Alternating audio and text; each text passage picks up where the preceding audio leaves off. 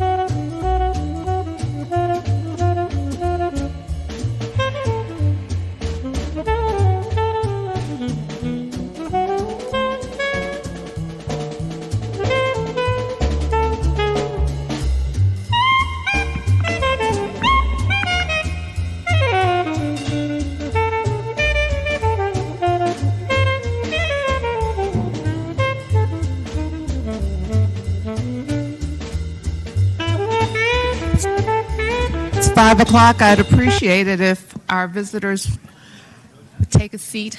That's right, it's showtime.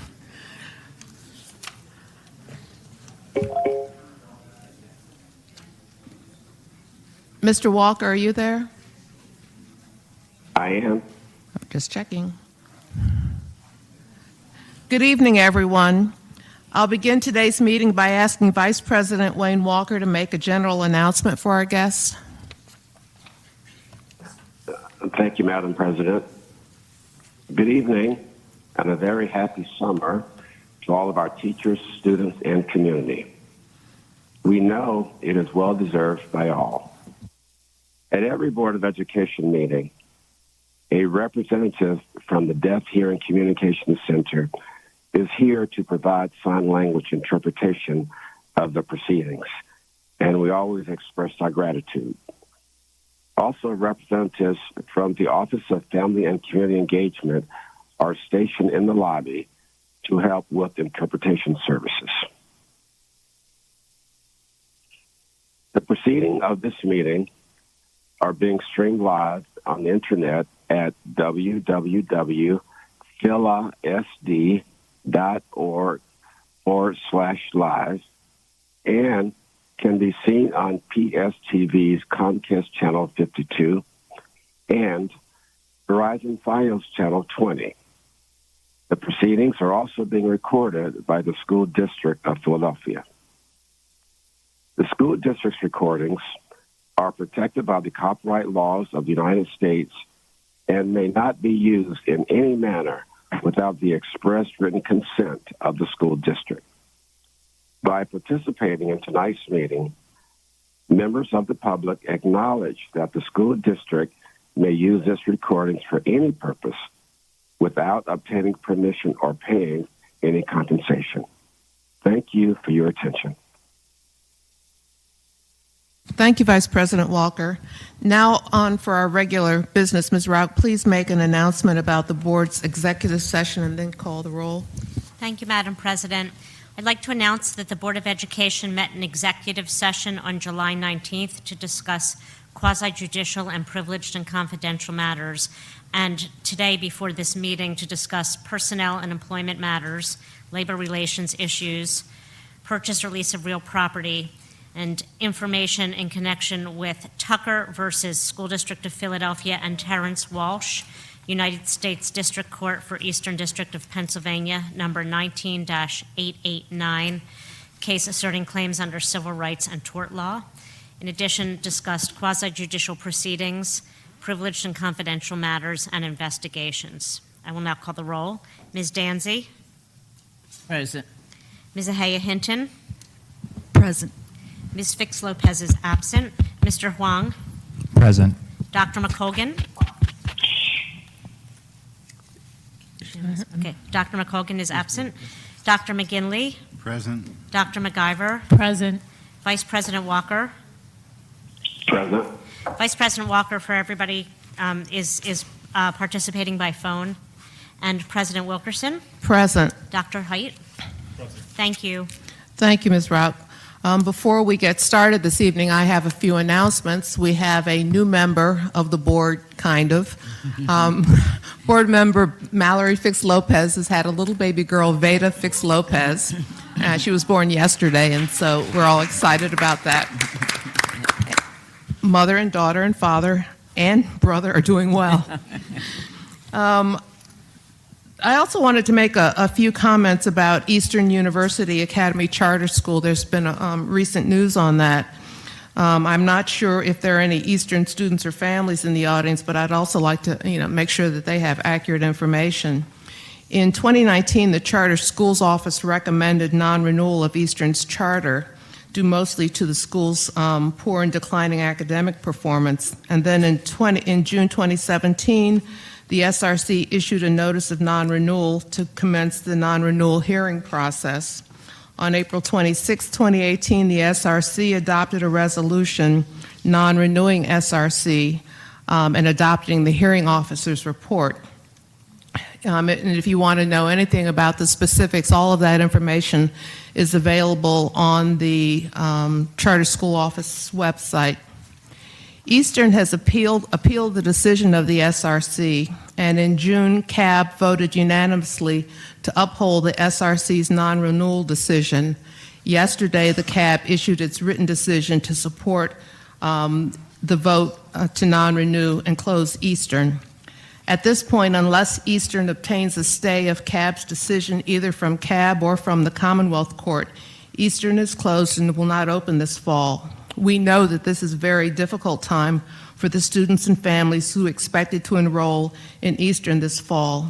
So on July 12th, the district sent Eastern families a letter providing information about district school options for the 1920 school year and offering Eastern students a special enrollment process to choose from available district options.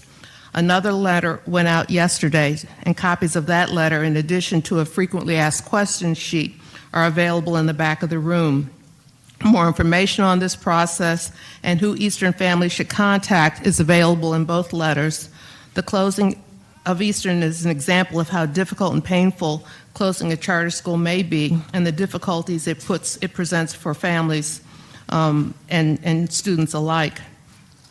We as a board and charter school authorizer will continue to advocate for stronger charter school laws that would drastically shorten and clarify this charter school closure process. We and other offices at the district will continue to assist the families and students impacted by this closure. Another item I would like to bring to everybody's attention is action item 66, ratification of collective bargaining agreement with Local 634 Unite Here. This item has been added to the agenda within the last 48 hours and will be treated as a walk-on item. Copies of this action item are available now in the back of the auditorium. And during his remarks, Dr. Height will be providing us with an overview of the agreement. If you would like to register to speak on this item, please see Tracy Hauger, who's in the back of the room. Pursuant to the board's speaker policy, we will allow up to 4 speakers to address the board on this walk-on topic. With that, before we proceed, may I have a motion to approve the minutes of June 27th action meeting and the July 9th Tran meeting? So moved. So Second. moved. Is there a second? All of those in favor say yes. Yes. Yes. Those opposed, no. Yes. Thank you. The minutes are approved. It's now time to hear from Dr. Height. Good afternoon, and thank you, President Wilkerson. Well, it may be hard to believe that... It is hard to believe. Yes, that the board is back here meeting in public, but it's also hard to believe that one of the longest summers we had on record simply flew by. But the start of the school year, 2019-2020, is just around the corner. This year, we're excited to welcome students of all ages back to school on Tuesday, September 3rd. I say it every year, but it's really true. It's my favorite time of the year. The start of a new school year brings the opportunity for a fresh start and for new beginnings for students, teachers, principals, parents, and district staff. It's a time for dreaming about what's possible, for setting goals, and for getting excited to be your best, whether that's as a student or a staff member. One of the ways we're hoping to get students and their families excited about this upcoming school year is by reintroducing our Ring the Bell PHL campaign. President Wilkerson, I know Yesterday, you and I had the opportunity to talk about Ring the Bell PHL when we visited Citizens Bank Park, hosted by the Phillies and outfielder Roman Quinn. We were also with the mayor and a championship-winning Frankfurt High School baseball team, who have won 21 City League championships, by the way. Absolutely. And in the spirit of new beginnings, this year we're introducing a fun social media challenge as part of the Ring the Bell PHL. All you need to do to participate is to create a short video of yourself or with a group of friends or colleagues or family members and wish our students luck on their first day. Remember to ring some sort of bell. Post a video on social media with the hashtag #RingTheBellPHL and then challenge someone to follow your lead. My video is going to be posted tomorrow, so I encourage everyone to check it out on Twitter at Phillip Schools to see who I challenge, and I can't wait to see everyone else's video. We're also asking that people and businesses around the city, just like last year, ring a bell at 8 a.m. on Tuesday, September 3rd, for the first day of school. It could be any type of bell, a doorbell, a bike bell, a phone alarm that sounds like a bell, any type of bell that anyone can get their hands on. We just want to get the city ringing in the new school year. We had so much fun with our Ring the Bell campaign last year, and we're hoping to make it even bigger and better this year. Can't wait to see what everyone comes up with. There's so many other ways families can make sure they're prepared for the first day as well. Families should visit our website at philasd.org. On the homepage, you'll see a list of items and frequently asked questions that may be helpful for the first day, including information about school uniforms, school supplies, and trans passes. Another important item is a list of immunizations that students of all ages need. We're encouraging all families to make sure students have the necessary immunizations before the start of school. That way, we can make sure students are in school every day on time and ready to learn without any distractions or interruptions. I encourage anyone who has questions about what their child needs or their student needs to be ready for the first day to visit our website or reach out to your child's school. An additional way families can be prepared to support the students and set them up for success during the school year is by signing up for the Parent and Family Portal. This is a valuable tool that provides parents and guardians access to important information about their children's education and school. We've even created a quick Did You Know video to help explain what the portal is and why it's important to sign up. So please join me in watching that video now.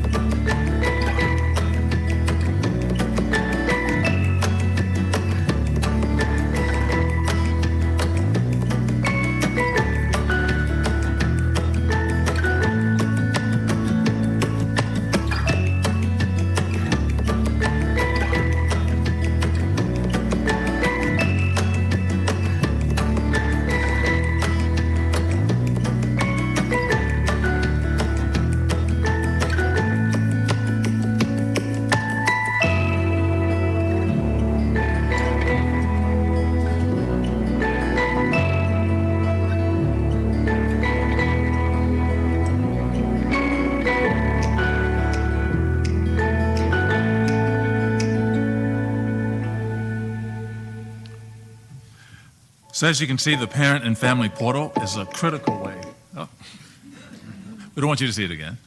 Just go on the website.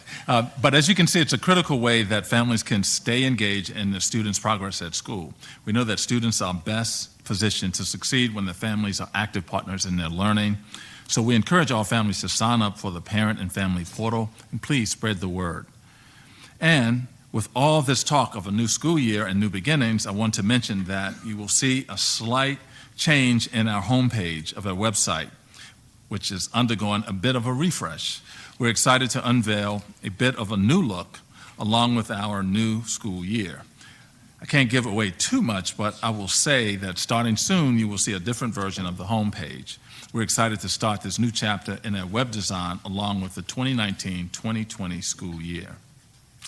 Madam President, before I end my remarks, I want to make a comment on one of the resolutions on the agenda tonight regarding the fund for the School District of Philadelphia. The fund has raised nearly $16 million over the last 4 years. Thank you to Donna Frisbee Greenwood and team at the fund. Absolutely.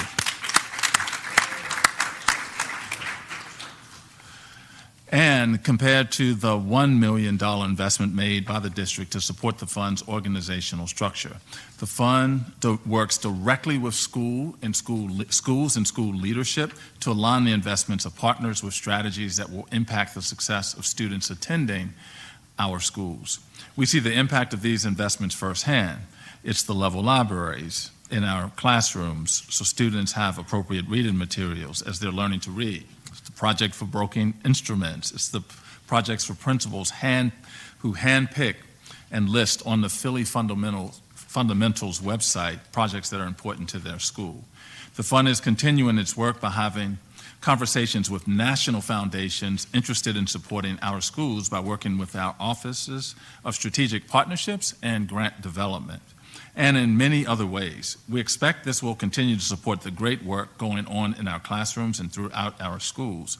That's why I'm supporting the passage of tonight's resolution, which is not one person's compensation, but instead it's a structure that will allow the fund to expand their developmental work in this space. And Madam President, I know earlier we talked about the resolution tonight that would ratify a 4-year agreement between the district and Local 634, which represents our food service workers and student climate staff. These individuals play a critical role in providing all of our students safe, healthy, and supportive school environments. We are grateful for their dedication to this important work each and every day. And we are pleased that we have reached an agreement that benefits these hardworking employees as well as our students and our schools. And I'll read just a couple of points about the agreement. As I indicated before, 634 represents our food service workers and our student climate staff. The terms of the new 4-year agreement are from October 1, 2019 to September 30th, 2023. The agreement includes the following: wage increases for our lowest paid staff, a 3% across-the-board raise for all employees in the last year of the agreement, a commitment to bring all of those individuals to the city living wage in the near future, enrolling student climate staff in health care coverage, provided they reach the eligible number of hours in 2020 to 2021, protection of the Joint Health and Welfare Fund, and enhancing benefits to support our ability to recruit and retain staff by having some flexibility in their schedule. So we're pleased that we've reached an agreement with Local 634. I don't know if their leadership is here this afternoon, but if they are, I would invite them to speak as well. So that concludes my remarks. Thank you. Are there any questions for Dr. Height? Seeing none, we have 2 presentations this evening. We have Lisa Deely, Chair of the City Commissioners, who will be talking about National Voter Registration Day. The second presentation will be given by Christina Grant from the Charter Schools Office related to action items 62 through 65. Before we ask Commissioner Deely to begin, I'd like to recognize Dr. McIver. Dr. McIver has kept this issue in front of the board for the entire last year. And so with that, I'll turn it over to Dr. Angela McIver. Thank you, President Wilkerson. I would like to start by thanking our teachers and our larger community for their interest and outreach on the critical issue, coming to board meetings and advocating for increased voter registration awareness has led to this point. The board agrees that this is a critical component of our work to educate civically responsible and engaged citizens. The intention for the National Voter Registration Day resolution is for all high schools to use this day to get creative and promote voter registration for all of their students. It is incredibly important that our students have the knowledge and resources to be civically engaged in our communities. In order to support our students, we are putting this resolution forward and have requested that the district share resources and information with schools as the year begins. I now have the pleasure of introducing Commissioner Deely, who has done a tremendous amount of work on expanding student civic participation since 2016. Lisa Daly has hosted National Voter Registration Day with our schools. She's been visiting schools to set up mock elections and voter registration, and she has spearheaded the Involved at 17 pilot, which is a program to get students civically engaged by having them serve as poll workers. We've invited Commissioner Deely here to tell us more about the resources that are available to help support this work. Commissioner Deely, thank you for being here. The floor is yours.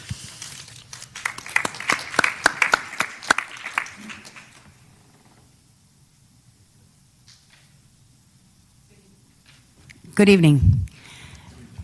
My name is Lisa Deely, and I'm the chairwoman of the City Commissioner's Office of Philadelphia. My office is responsible for ensuring that elections are carried out in the city, that all those who want to be registered to vote are registered, and those who want to vote can do so. I think all of us here are civic-minded individuals, and we all understand the importance of voting. I'd like to stress, though, the benefits of instilling this voter responsibility in Philadelphia's students at an early age. Many of us here tonight were fortunate to have been educated during the Schoolhouse Rock era, when various topics, including civics, were drilled into our heads during Saturday morning cartoons. Our students don't have a contemporary to this, and it is our responsibility to carry on that work. The juniors and seniors in high schools now are at a particular point where they are learning how to be responsible adults. Making a routine of voting at an early age can help create a habit for them that will continue throughout their lives. We have found that schools that welcome us in immediately see the value we bring and the difference we can make in encouraging students to become more involved in voting and elections. Our highest success happens when the executive personnel in the school support us in our voter registration drives and participate with us in voting machine demonstrations at the schools. The students are given an opportunity to test out the voting machines, which really dissuades the apprehension they feel at trying something new. They are far more likely to go and vote on Election Day once they've had some practice on the machine, and they aren't anxious about trying something unknown and unclear to them. When I first came into office, I brought with me a community outreach background. It is this experience I took with me as we began traveling across the city to bring voting machines and voter registration information out to the schools to get the next generation of voters, our high school students, enthused. Our mock election program was a huge success and is a huge success. Just to see the excitement on the faces of the students when we reveal the results is inspiring. One of the many examples of inspiration, encouragement, and pride that I felt was during the 2016 presidential primary election season, when the students were keenly aware of the candidates seeking nomination. The students eagerly awaited the machine results, and once the results were read, the explosion of jubilation was extraordinary.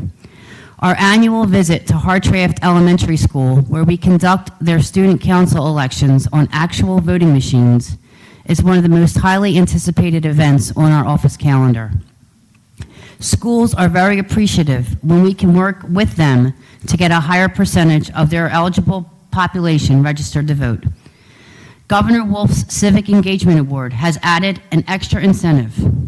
In 2018, I was thrilled to be present when 5 Philadelphia schools received this award. The Governor's Civic Engagement Award is given to schools on 2 levels. When 65% of eligible students are registered to vote, the schools receive the Silver Award. When 85% of eligible students are registered, the school receives the Gold Award. My goal is to work with every school in the city to get them this award every year. And with your help, beginning tonight, we can achieve that goal. Individual students are also recognized for poll worker service. During the most recent May 2019 election, we spearheaded the Involved at 17 poll worker pilot program. 3 schools participated in the pilot, and we had over 80 high school students serve as poll workers. I am happy to report that some of the students that served as poll workers in the primary have committed to serve again in November and have taken the initiative on their own to attend the poll worker training on our new voting system. In addition to voter registration drives, civic instruction, and machine demonstrations, The Office of the City Commissioners also proudly recognizes National Voter Registration Day in partnership with the Philadelphia City Council and the Mayor's Office of Civic Engagement. For the past 3 years, we have commemorated this day with school voter registration drives, student assemblies, and machine demos. National Voter Registration Day 2019 is September 24th, and information about this year's plan will be sent out to the schools soon. The 2019-2020 Voter Education and Registration Initiative that the district has committed to help will help schools who are looking for guidance in getting this civic message out. We look forward to a strong partnership providing voter education and voter resources for Philadelphia's young adults. This institutional support that we have finally achieved will give our youthful citizens a voice at a critical time for our nation. I am grateful to have been given an opportunity to speak with you today about this important topic, and I hope to continue a thriving relationship between the school district and the City Commissioner's Office. Thank you. I do have a question. I thought when students decide to, or if they're interested in working as poll workers, are they paid for this, or? Yes, they're paid. You want to talk a little bit about that? That might pique so- the interest of some of our Sure. students. So our poll workers are paid a stipend to work Election Day, and any student that wishes to be a poll worker will be paid just like a regular poll worker. So they get $100 and they get $90, and if they go to the training, they get an additional $30. And this election, we have 2 available trainings because we have a new voting system in Philadelphia. So there's a possible $60 on top of the $90. So there's a possibility they could make $150 for the day. And do the students need working papers? No, not for, Do they have to be- there is criteria that they need to meet with the school. They have to get paperwork signed with the school, and they have to go to training. So we're excited. I think it's a wonderful opportunity for our kids to become civically engaged, think critically, and make a little money on the side. And it also addresses, I know, a need that the city commissioner's office has, because we don't have all the poll workers that we need. So it's a lot of synergy there. 17. Yeah, 17. So the schools that participated in the pilot were Central, Bodine, Dobbins, and Central, Bodine, and Dobbins. And it does help us because as the rest of the nation also faces a crippling poll worker shortage, Philadelphia shares that. So all the help we can get is greatly appreciated. And with our new voting technology, we welcome your young people and hopefully to help us get that off the ground too. Yeah, thank you, Commissioner Deely. And I wanted to also add that we're thrilled to continue our work with you, and thank you for providing all of that support. Just wanted to give the board an update on a lot of work that has happened. We've heard from a number of speakers on this for the past several months, and thank all of those individuals who have come out. But we've now developed voter education content, and that was developed in our Office of Curriculum Instruction and Assessment, along with content provided by the Committee of 70, Draw the Lines PA, and Rock the Vote. And it has been provided to all teachers via high school social studies curriculum page and posted on the teacher information board. More importantly, every high school principal and 11th and 12th grade teacher will be sent a one-page memo during the week of August 20th. This memo will inform them of renewed emphasis on voter education and registration, inviting them to use the resources we've developed for them and to attend professional development. A full-day voter education and registration professional development is also being held here August 27th. Right here in the atrium. This event will serve as a kickoff to the year of support that our social studies team and partner organizations will provide. At this PD, up to 60 high school educators representing every high school in our system will be put in contact with the dozens of voter education and registration organizations, as well as local and statewide elected officials whose goal is to expand the opportunity to vote. So I want to send a shout out to the social studies team for developing not just the content and materials, but for the relationships with several of the voter education and registration organizations. And so we thank all of those individuals who have come to speak about this and wanted to make sure that we have a plan of support is in the works so that these organizations can effectively support our voter registration day on September 24th and throughout and beyond 2019. Thank you, and appreciate the follow-up by the district. I know you've been working on it for a year and want to thank Commissioner Deely for coming out. We're excited about the collaboration and hope to get all of our schools gold star schools. And our next presentation is from Christina Grant from our charter school office. Good afternoon. Christina Grant, Interim Chief of the Charter Schools Office. This afternoon, we bring 3 different items before the board for your consideration, and myself, along with Danielle Floyd, Chief of Operations, will discuss the final item together. First, we would like to discuss bringing forth the signed charter agreement from Inquiry Charter School, which is attached to their charter renewal. Then we will be discussing the charter agreement that has been signed by KIPP Du Bois Charter School, which is also attached to their charter renewal. And then we would like to discuss the amendment request that we are recommending for KIPP Philadelphia Charter School. Inquiry Charter School is receiving or being recommended to receive a 5-year renewal. The school is located in West Parkside. It opened in 1998. Currently, the school enrolls 222 students in grades kindergarten to grade 5. The school has an authorized enrollment of K through 8 with a maximum cap of 275 students. This school was recommended for renewal in 2016-17 with conditions. The 2 conditions regarded their management agreement being submitted to the Charter Schools Office for review and approval, and also a review of their board to make sure that there were no conflicts of interest. The school has submitted that document and submitted proof of their board not having conflicts of interest. Their board has met and has signed the current terms of our charter agreement, and we will be presenting that charter agreement before you all this evening. I wanted to acknowledge that at the time of renewal, the school had made a request for an amendment of an additional 200 seats. That amendment request was not acted on at that time. At the time, the charter office offered an enrollment increase of 10%, which is permissible during the amendment request process at renewal.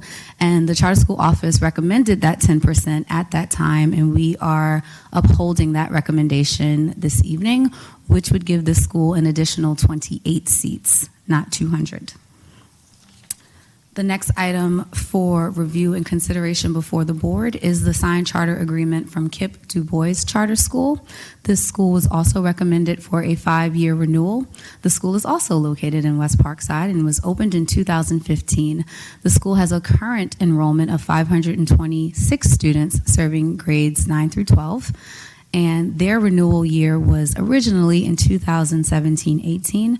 The school had no conditions attached to their renewal, and we have a signed charter agreement from their organization, and we will be putting that forward this evening as well. The next item for discussion is a mid-cycle amendment request with respect to a location change for KIPP Philadelphia Charter School. The proposed amendment would have the relocation of their grades 5 through 8 to the former Whittier School building located at 3001 North 27th Street for the 2020-21 school year. So not for this school year, for the following school year. I will show you a map of where the current schools are located and where they're proposing to be located. The charter school office is recommending this location request because it will move students closer to their K-4 feeder school. The organization has done a tremendous job of getting community support from elected officials. They've met with the school district, they've met with representatives of local community associations, and they've informed their families about this move, and there have been lots of express support for the tenets of the move. There will be no impact on neighboring schools because the students who currently are enrolled in KIPS K-4 are the natural students who feed the 5 to 8 school. And the relocation is actually closer to the K-4 campus. And so you can see that here. The red X is where the current middle school is located, and the green check mark is where the school will be moving. And so as opposed to being 1.5 miles from its current school, it will now be a half mile from their school. And so for those reasons, the charter school office will be recommending the approval of this mid-cycle amendment request. With that, I will be turning things over briefly to Danielle Floyd, who's our Chief of Operations, to discuss the proposed sale of John Whittier Elementary School.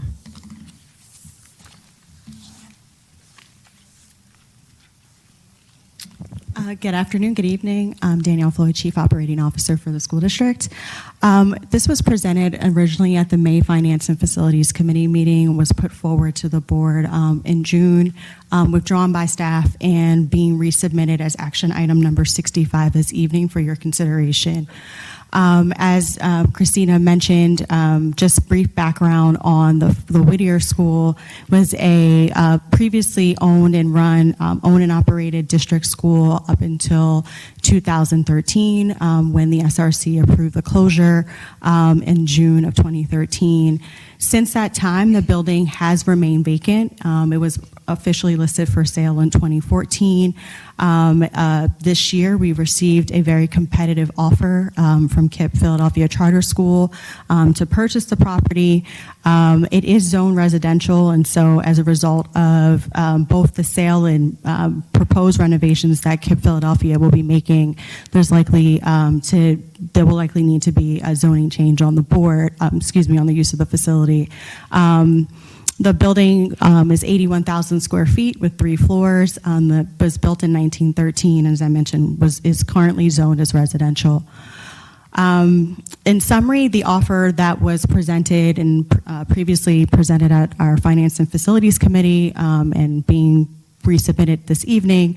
The purchasing entity would be a KIPP Whittier Development LLC for a purchase price of $775,000 cash. We have checked there is no outstanding debt or bonds on the property. We would approve, pending approval of the board, KIPP would have a 90-day due diligence period. And as was mentioned in the Christina Grant's presentation, the proposed use would be to support their charter school. I would note that the part of the requirement on the sale is that the district will need to file an application with the Court of Common Pleas because we are selling to a private entity and not a nonprofit entity, and so this will require approval from the courts in order for the sale to be approved. So pending action tonight, we will move forward with filing the appropriate paperwork to be able to start that process. That is just a recap and a summary of what we previously presented on the sale, and Christine and I are happy to answer additional questions. Thank you. Are there any questions by board members? I had a question, and it just has to do with the sale of the property, and if, in 5-10 years KIPP goes out of business, is there a clause where we can buy that back, or it's going into private hands? It could be turned into condos if KIPP no longer exists. We did not put that restriction on the terms of the sale in terms of having that as one of the requirements with regards to the purchase of the facility. That was not one of the terms that was included as part of the what we came to agreement with KIPP. The KIPP and their MIS Capital, who's the developer for the property. Not a possibility, that if we are selling property to schools, like charter schools, that we could have the... Ms. Grant, did you want to say something? Or I believe this is something that went through the committee, and that was an issue that was not considered. I think one of the distinctions that we have is that this is not a school that has a current catchment area the same way that the Belmont School, for example, has.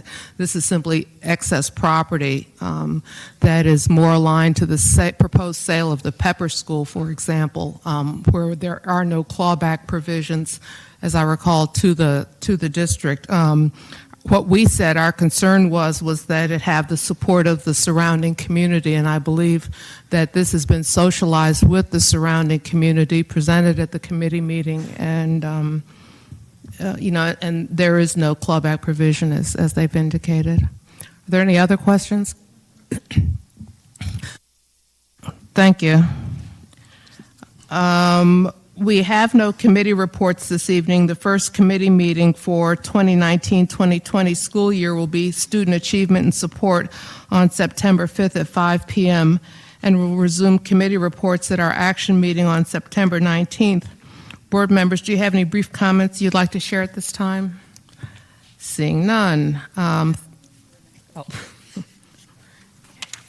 Yes. I'll just say briefly on behalf of Finance and Facilities, and Dr. Hyatt had mentioned earlier that we had an unusually long summer, which good for rest and rejuvenation, but I did check in with Chief Operating Officer Danielle Floyd, and she was happy to report that the maintenance staff has been hard at work and on schedule for the types of projects in our school buildings that are best done during the summer.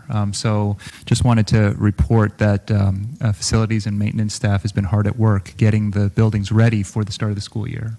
Thank you for that. Thank you. Are there any other board member comments? Let's see.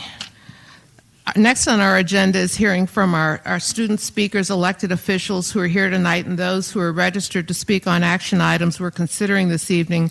We'll hear from speakers on general topics later in our agenda after we've voted on tonight's business. Do we have any elected officials other than Ms. Deely, who's already spoken, who want to make remarks? Do we have any student speakers? Okay, Ms. Rock, would you please read our speakers policy and then call up our first 5 speakers? Thank you, Madam President.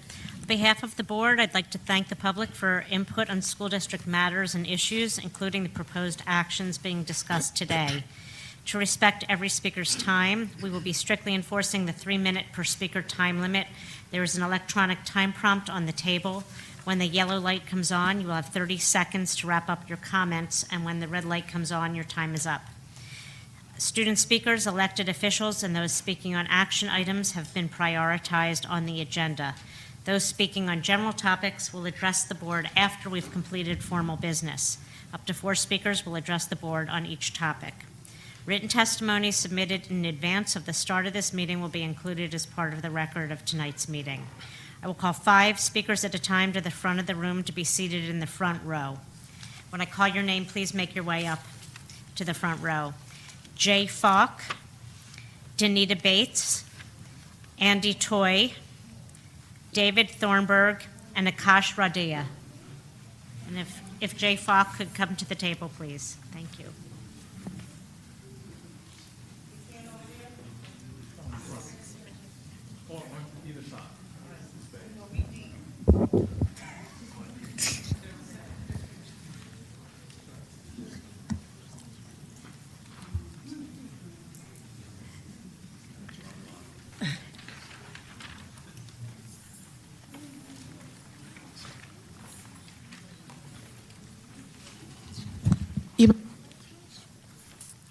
Good evening. Last fall, I walked into Northeast High School just as the bell rang and the kids in maroon and black started streaming out of the building. That day, I sat at a small square table with 5 NEHS students as we stayed late for a rapid-fire brainstorming session on how to register at least 85% of their senior class to vote. By the time we left, the sun was going down, but those kids were fired up. Philly students want to vote, and they want to be heard, but they need access to the information that will help them exercise that power. Today, I want to thank you for recognizing National Voter Registration Day and urge you and thank you for following up on that commitment to support year-long voter registration and engagement policy in high schools every single year after this one. Voter education in high schools is powerful for 3 reasons. One, like Deely said, voting is habit forming. Studies show that students who register to vote for the first time at 18 are much more likely to vote for the rest of their lives. 2, Philly students are influencers in their communities. Having a student voter in the house makes family members much more likely to vote. And 3, and most importantly, young voters have the power to influence our elections. In 2012, we actually know that the entire outcome of the election would have been different if young voters ages 18 to 29 had stayed home. The power that young voters have can only be realized if students have access to the vote. If they understand the mechanisms of voter registration, if they know how to turn in their forms and when, what ID to bring, where their polling location is. Giving them that information is the job of our schools. To create fantastic civic leaders of tomorrow, we need to give them the tools to realize their power. And that tool is year-long voter education. I'll leave you with this. In the ranking of urban centers with the most youth turnout, Minneapolis ranked first in 2018 with 37% youth turnout. Still not great. Philly in 2018 ranked near the bottom, between 12 and 14% in 2018. In the state of Minnesota, there is a statewide program called Students Vote that brings voter education into public high schools. I say we give Minneapolis a run for their money. My name is Jay Falk. I'm a member of Penn Leads the Vote, and I care really deeply about our public education, and I urge you to support year-long voter engagement policy for our high school students. Thank you. Thank you. Danita Bates. Ms. Bates? Danita Bates, please come up. Thank you. Do I bring this up? No.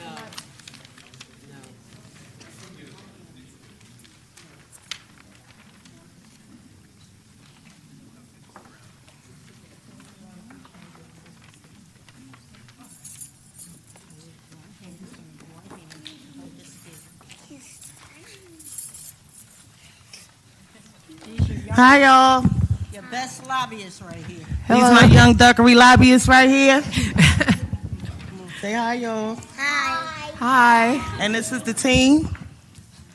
So my name, hello to the board members, Board of Education members, and Dr. Height. Hi, it's always a pleasure. However, my name is Danita Bates, an active community member and local coordinator with the Love Football. I live in the neighborhood that is home to Dr. Tanner G. Duckery School and the 16th and Susquehanna's historic basketball court area. I'm writing to say thank you for allowing our team and I to have this opportunity to not only be on the proposed resolution agenda, but to speak as well. Thank you. It all started with fourth grade students who went to our local council president Clark's office to share their wants, needs, and concerns on what and why they would like to see happen in their schoolyard and basketball court area. 7 years ago, their wishes have been heard, achieving the necessary approvals from the school district across 3 phases of construction to improve the schoolyard. We worked hard to complete and submit all materials per district's request. It is important that you all know all of the progress that has gone into this project and which we need to continue to have to go forward. We have come far and have a ways to go at Dr. Tanner G. Duckery School. We're in the process of completing phase 2. We are looking forward to more support from our school district officials to be a part of this great team to make sure and assure that the students, parents, and community aren't disappointed. We ask you to make sure the project will go forward. We are here to make sure it does go forward.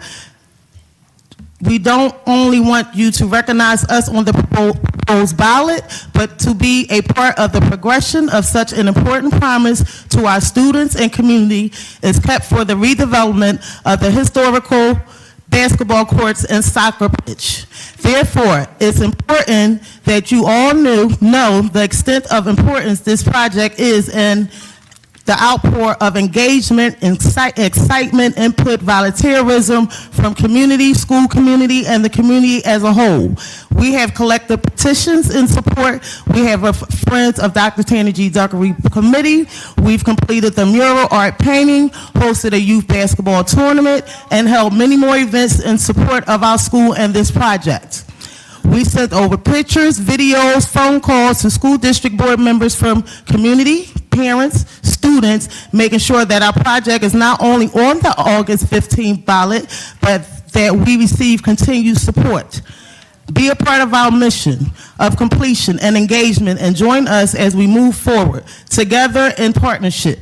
Thank you sincerely. Danita Bakes, community activist and organizer, local coordinator and school liaison at Dr. Tanner G. Duckery. Thank you. Thank you.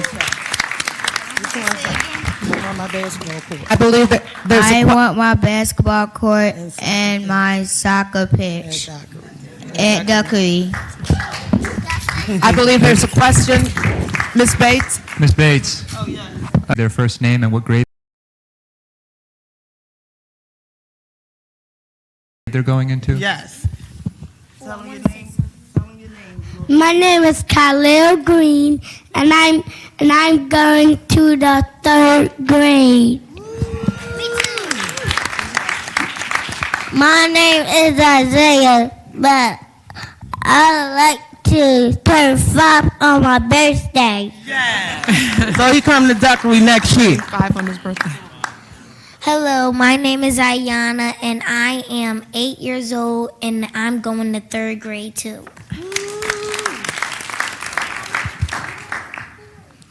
Hello, my name is Jalil. I am going to 4th grade.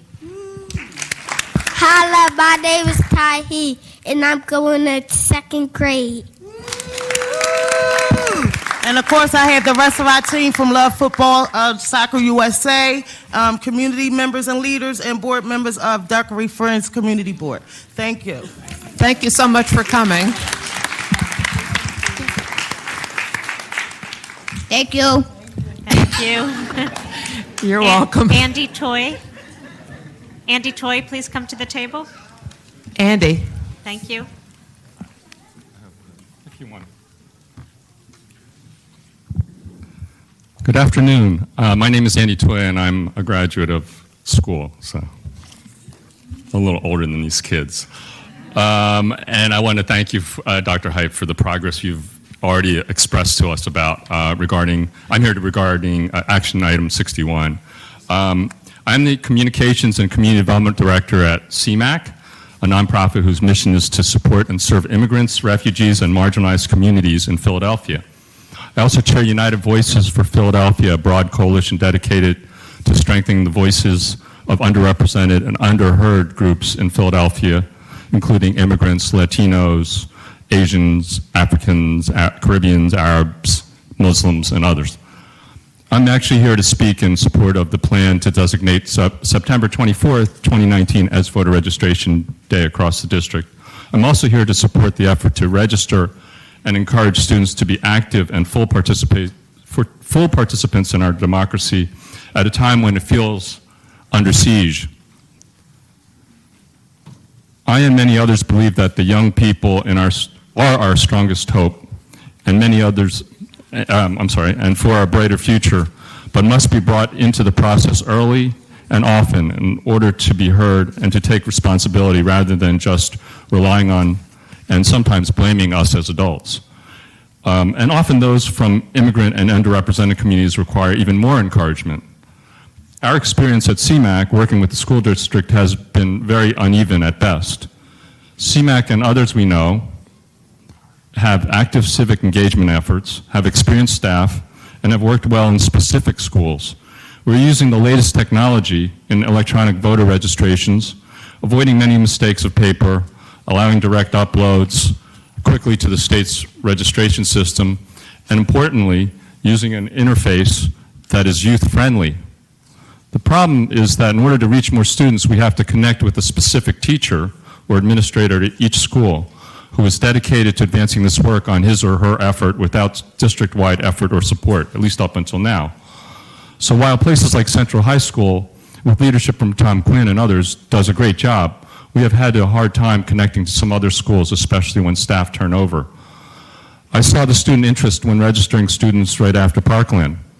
And a few years ago at a national conference, we heard how the New York Immigration Coalition started voter registration and pledge drives at a few schools at a dedicated time and day, and now it is a citywide school-wide effort with great success. We should be able to replicate this effort, but need leadership at the top to make it a priority and to support with some resources. This is not partisan politics, as some cynical people might suggest. It is our civic duty as teachers and adults to teach and encourage our youth to be engaged, and we know how it makes them better students as well.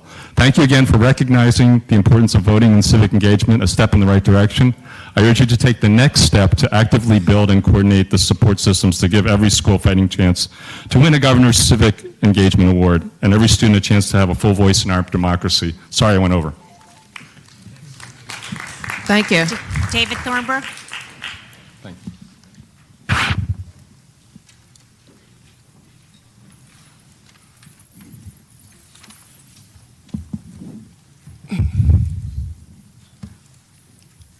Thank you, board members and President Wilkerson, for the chance to talk with you today. I'm David Thornburg, President and CEO of the Committee of 70, the longstanding group that advocates for better government and better politics here in the Commonwealth.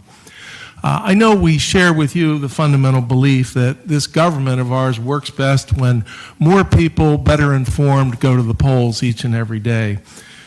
We also know that voting is a habit, and like all habits, they're best formed early and practiced often. They're more easily formed through the encouragement of peers and respected leaders.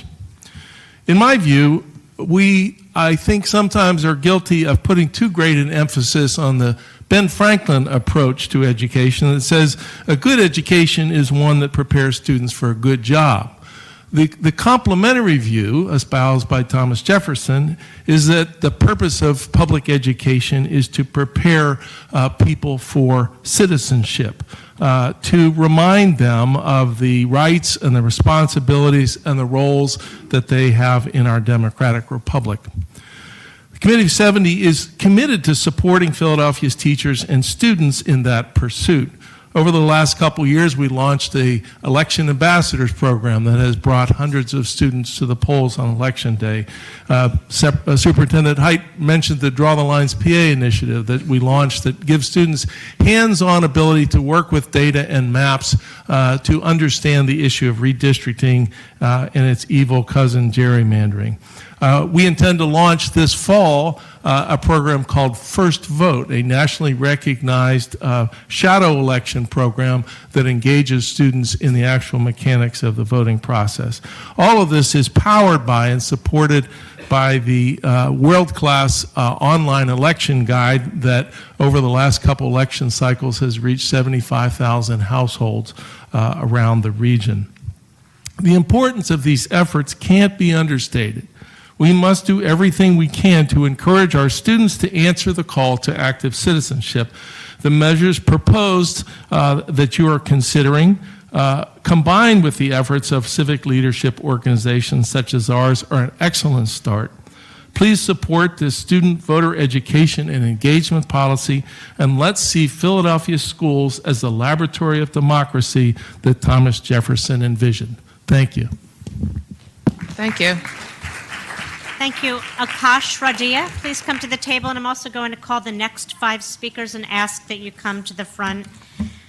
Cynthia Moultrie, Lisa Haver, Gregory Duffy, Linda Rubin, and Diane Payne.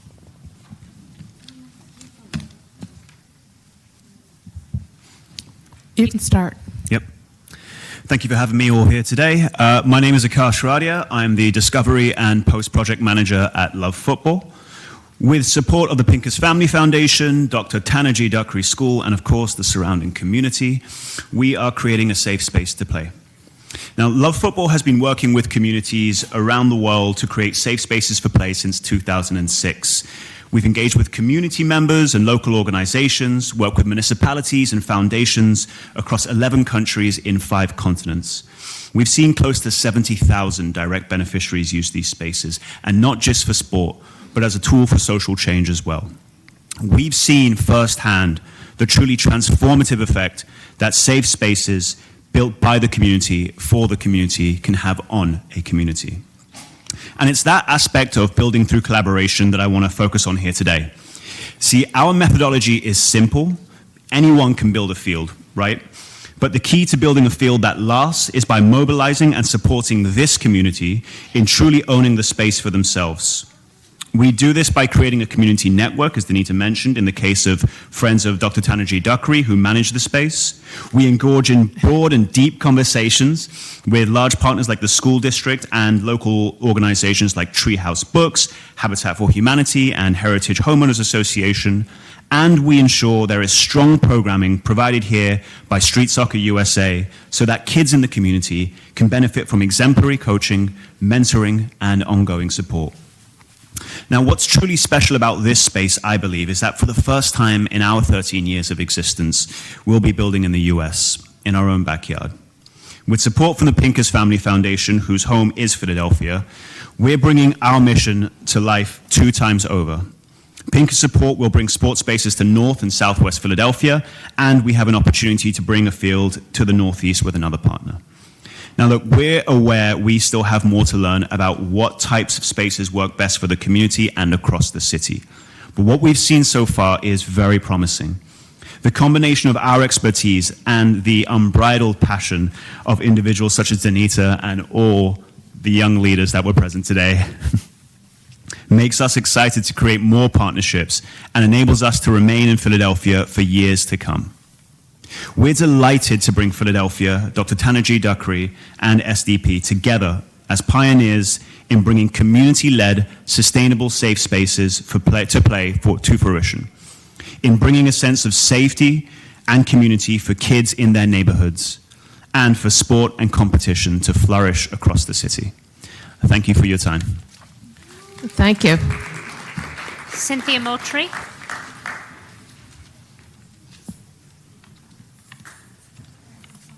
I am here this evening to speak on behalf of Partners in School Innovation. To Dr. Height, President Wilkerson, and all the board members, good evening. My name is Cynthia Moultrie, and I'm the school-based teacher leader at Tanerjee Duckry Elementary School. I am also the PFT representative and have had the honor of serving Duckry students and parents for 21 years.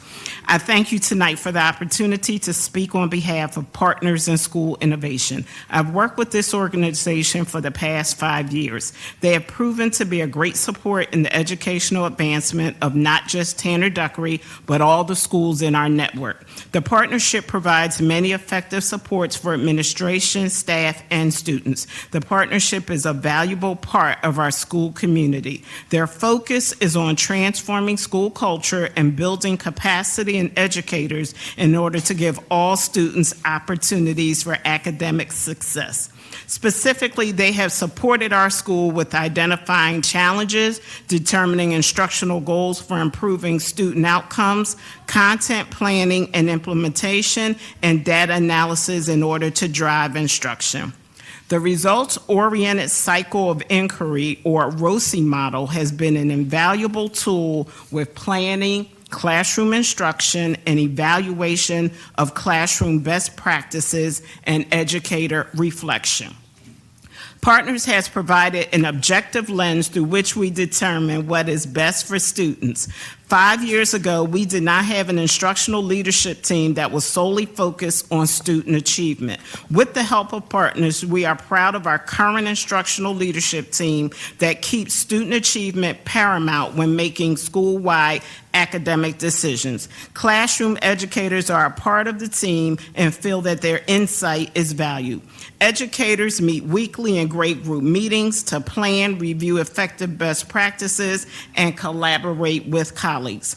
As a result of network professional development, educators are able to collaborate with educators outside of their home schools. Our middle school math teachers were very appreciative of the network middle school math professional development they attended this past school year. Partners provides well-planned and relevant professional development to administrators and teachers. Inclusion, I'd just like to reiterate how valuable Partners in School innovation is to our school. Research indicates that teacher effectiveness is the #1 determinant to student success. All of their ideas and initiatives support teachers being able to plan, reflect, and process their classroom practices. May the work of equitable education for all students continue. Thank you for your time. Thank you. Lisa Haver. Lisa Haver.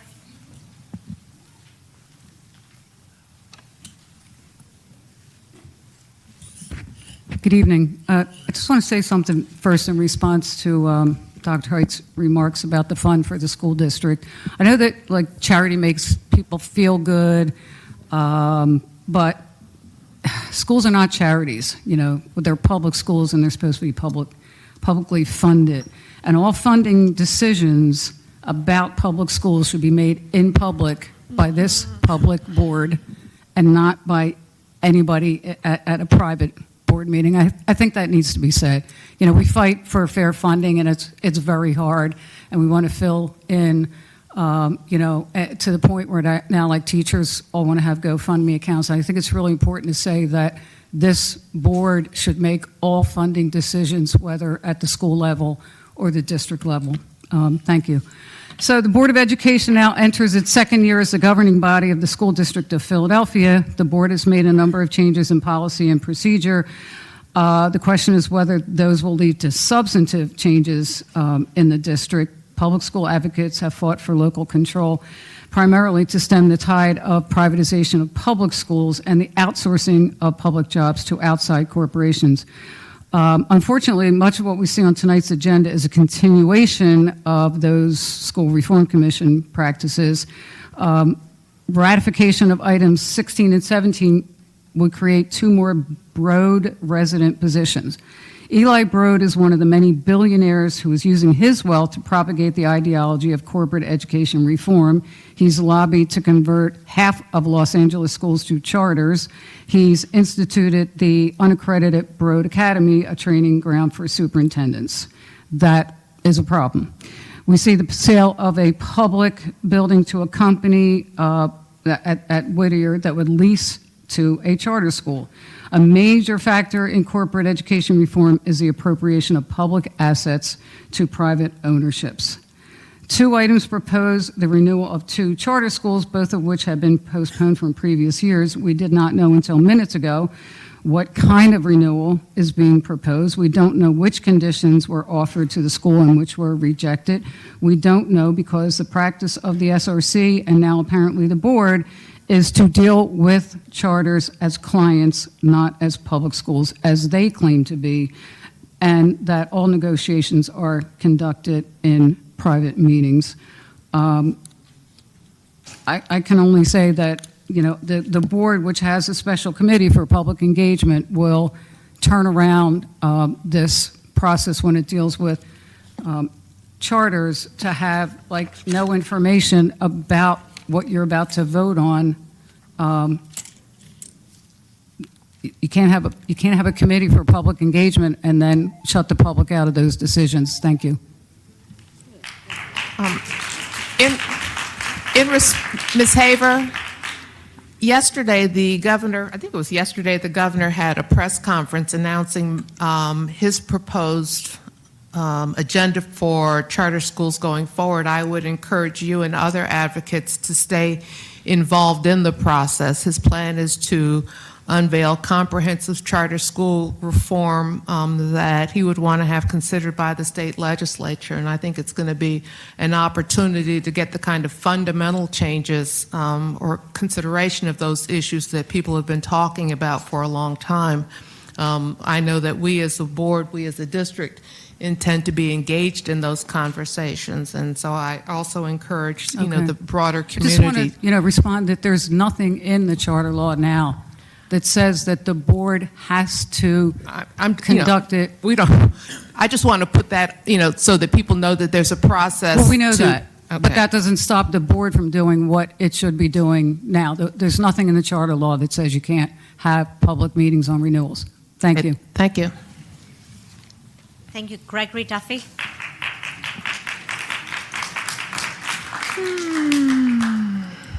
Yes, hello there. My name is Gregory Duffy. I'm here to ask you to vote yes to action item number 35 in order to approve the contract proposal for 4 modular classrooms at Meredith Elementary. My daughter Alice is a 3rd grader at Meredith, and my son Peter is a waitlisted kindergartner. Unless the school district announces some change, Peter will be attending Nebinger next year and then returning to Meredith for 1st grade. As you know, Meredith is overcrowded, and the number of families in the community is only getting larger. With little movement on the wait list, many of our siblings remain split across schools, and the increase in overflow enrollment at Nebinger has caused many of their siblings to be split as well. In that context, I view these modular classrooms as a starting point, not an end to this issue, but a necessary step towards solving the larger issues that are at play. A tremendous amount of hard work has been undertaken to build Meredith up, but at the same time, the space pressures at Meredith have been steadily increasing, like a balloon about to burst. If this space issue isn't solved, the success at Meredith won't be sustainable. Instead, there will be backsliding.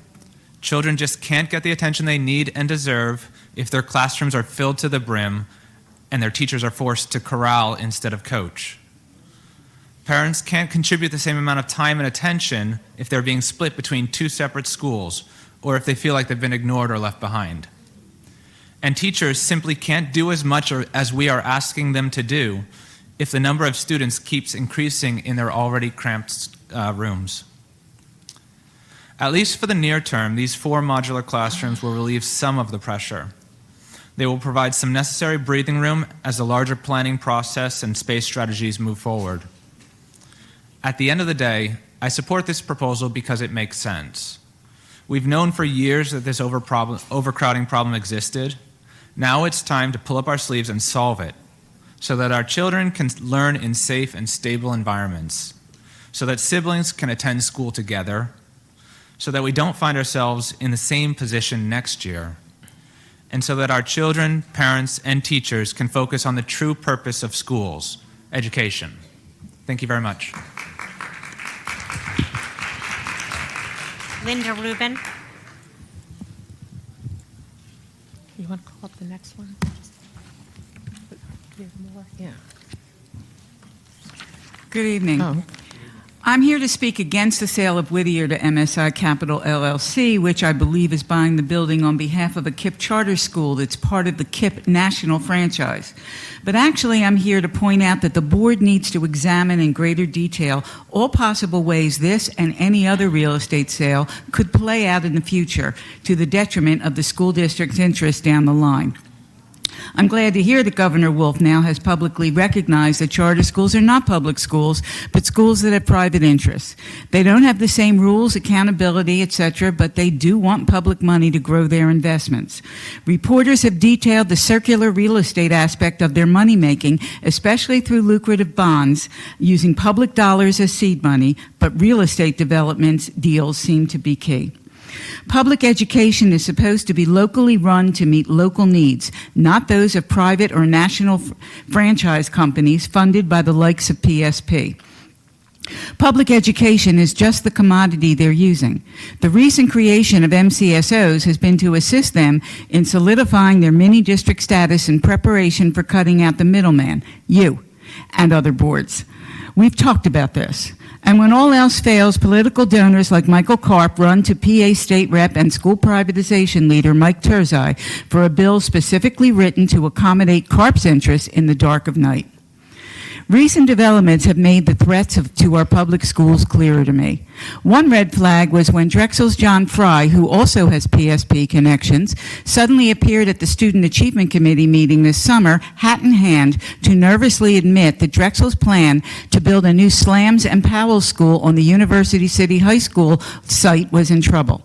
Mom and Dad, we need more money. The district had been assured that big and growing Drexel University could handle it, but they couldn't. What if they need more? Drexel at one time only had an educational focus. It's now become a corporate entity in its own right, developing Philadelphia's expansion and regeneration as their not-so-adept partnership in merging Drexel College of Medicine with MCP, Hodgman Hospital Corporation, was shown. As we now know, 18 months ago, an investment firm run by Joel Friedman bought Hahnemann, a safety net hospital treating people in need, and immediately but quietly legally separated the ownership of the hospital buildings from the well-placed land beneath them for their own future development. This destructive business practice, where everything is a financial commodity, is common on Wall Street. Too bad for the institutions and people supposedly being served. As the steward of public education in Philadelphia, this board must do your due diligence about who you do business with to assure that your decisions to sell district buildings are really in the interests of the school district and its stakeholders, but not those of predatory private business corporations and charter franchises. Thank you. Thank you, Diane Payne, and I'll also ask Carol Klimnick and Eileen Pozis to be prepared to speak after Diane. Thank you. Good evening. I am requesting that board members resoundingly vote no on action items 16 and 17, approving 4 Broad Fellow positions. It is alarming and shocking that our administration is promoting even more influence by the Broad Foundation. When I read these 2 items, I felt equal measures of anger and overwhelming sadness. It is even more alarming that district personnel allowed these fellows to begin working before the board approved the action item. What kind of backdoor maneuver is being employed? This is not some mundane organization. Eli Broad's vast wealth and power have enabled him to expand his personal vision of what education should look like based on his political ideology containing no principles of pedagogy, child development, psychology, or the common good. By way of vast wealth at the Broad Foundation's fingertips, Eli Broad has managed to force his view of a corporate business model of education across the country. His wealth and power have allowed him to establish his own version of a training program that is unaccredited but still manages to have a public standing. His contempt for both democratic principles and the protection of organized labor are no secret. The action item noted a need for fellows to spearhead important projects for both the chief academic officer, which is not a position on the district leadership page, so I assume it is the chief of academic support, Savoy Brooks, and the chief operating officer, Danielle Floyd. No information was provided for these projects. I am asking the board to respond to 2 questions. Why is the information on this action item lacking the details needed to fully explain these fellow positions? And where can the public access the nature of these important projects? Where can the public find the guidelines for when, how, and under what circumstances district administration can begin a position or action before board approval? These 2 resolutions go to the heart of Philadelphia's philosophy of education. Are we going to embrace the philosophy and footprint of corporate ideologues, or do we support a mission of raising up the democratic process, our own pedagogical expertise, social justice, and the rights, benefits, stability, and protections of organized labor? We all support Anchor Goals 1, 2, and 3, but how we get there matters, and it matters a lot. If you have not already, please read the attached link on Eli Broad. I would like to know how I can expect to receive answers to my questions, and I literally beg you to vote no on these items. Thank you.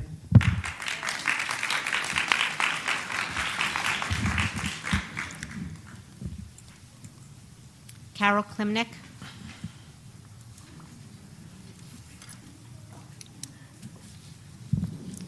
Good evening. I just want to give more of a history of the relationship of the district and your predecessors to deal with closed school buildings, because it's not a new issue. Good evening. Selling Whittier School reflects the disturbing track record of the district in ignoring communities' proposed uses for vacant school buildings. The public has been kept in the dark about plans for selling off vacant buildings until an action item pops up.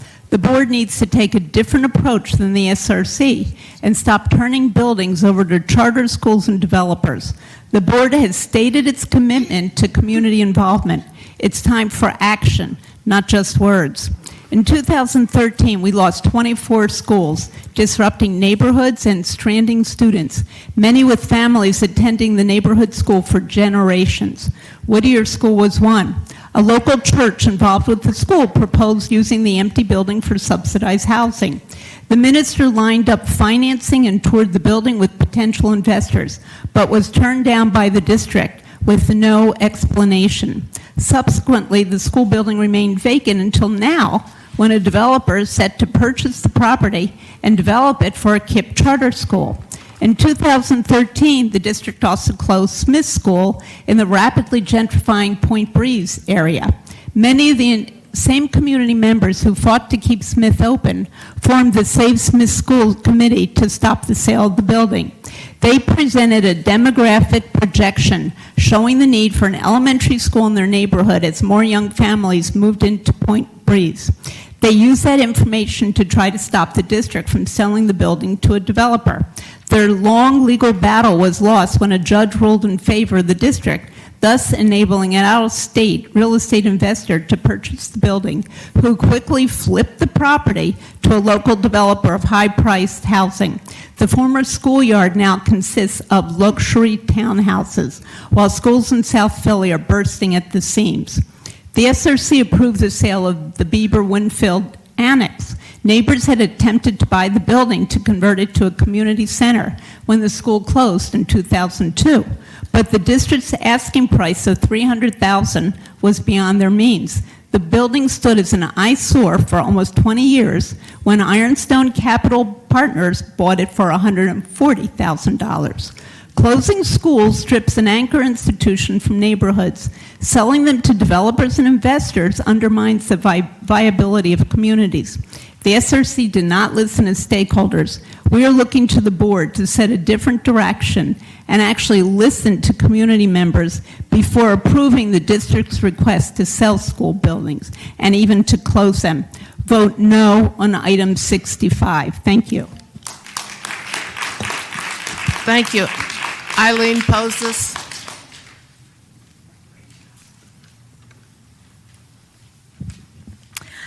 First, I want to thank you for your efforts on voter registration and education for this year, but we need a long-term official policy to continue these efforts across all the classrooms. I also copied an article by Rashawn Meadows Fernandez, who wrote an article August 5th. It appeared in the Guardian, the Post, the Prism, and it talked about the importance of civics education and how it's critical to supporting a democracy, and that it's a tool, lack of civic education is a tool for voter suppression. People that aren't educated about the importance of voting don't know why it matters and don't vote, and they also don't feel they know enough to vote. So I'll pass this article on with its link, and I'll end with, all we want is a policy to support our democracy and help our students vote. Oh, wouldn't it be lovely? Voter turnout would then increase, misinformation would then decrease, and voter scams might cease. We need a voter policy.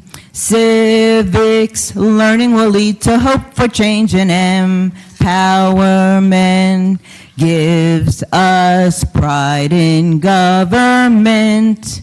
Oh, what a lovely thing. Informed voters leads to high turnout. Not knowing civics leads to voter doubts. Let's help Generation Z and have a voter policy. Thank you.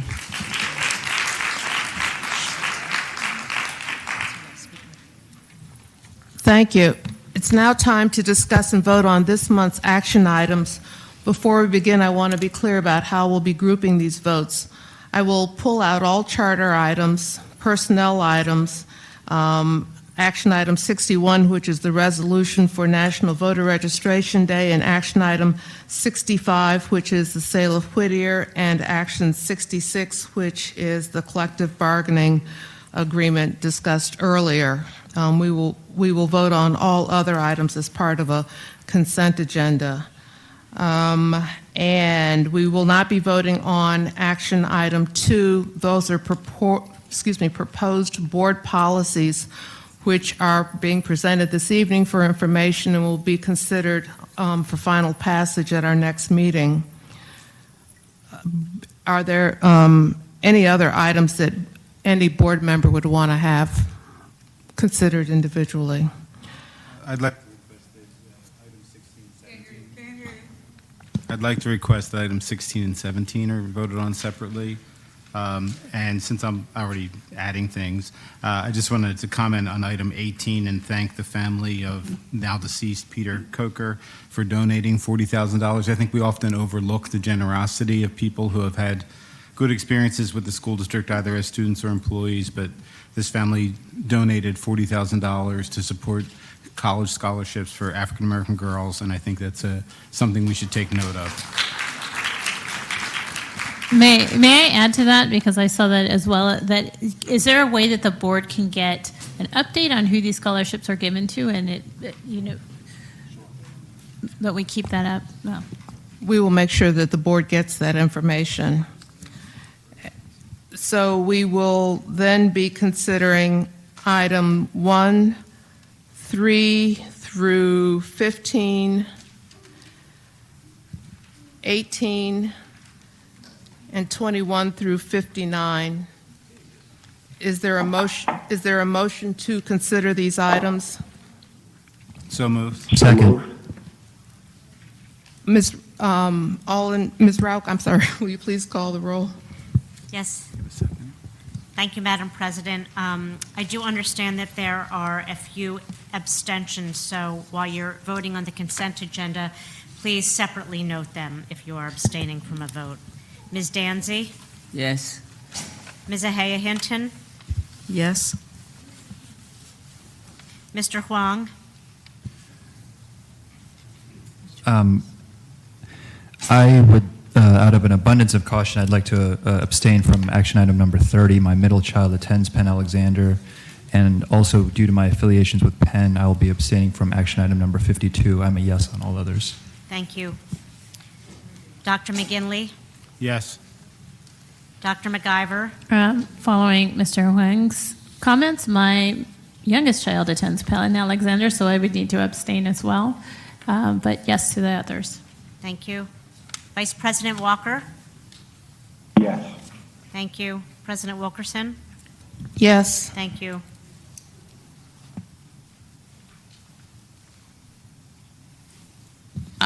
We will now consider action items 16 and 17. I'll take those two as a group. Is there a motion to consider 16 and 17? So moved.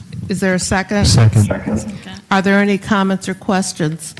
I would just ask, since we've had some comments and questions from the public, that we respond in some way to the things that we can answer today. Absolutely. These resolutions both pertain to contracts with Broad or acceptance of grants from Broad. Yes, these are acceptance from the Broad Foundation for individuals who are entitled Broad residents, and these are individuals who come from business and industry with both an experience and background in running parts of organizations for those industries that then school districts that are recipients of this grant get to hire at half their salary for the first 2 years. And one is a ratification. That ratification is for one of the Broad residents who was left off of last year's action item. The others are 3 new Broad residents, 2 are in operations,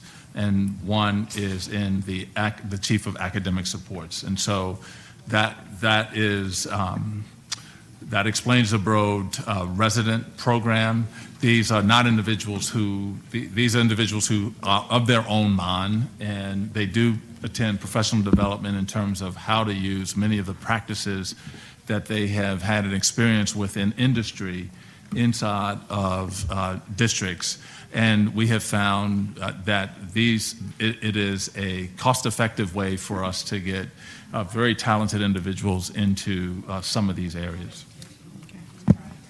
Can I just inquire about the career path of these individuals? Like, why are they here to do this work if they work in business and industry?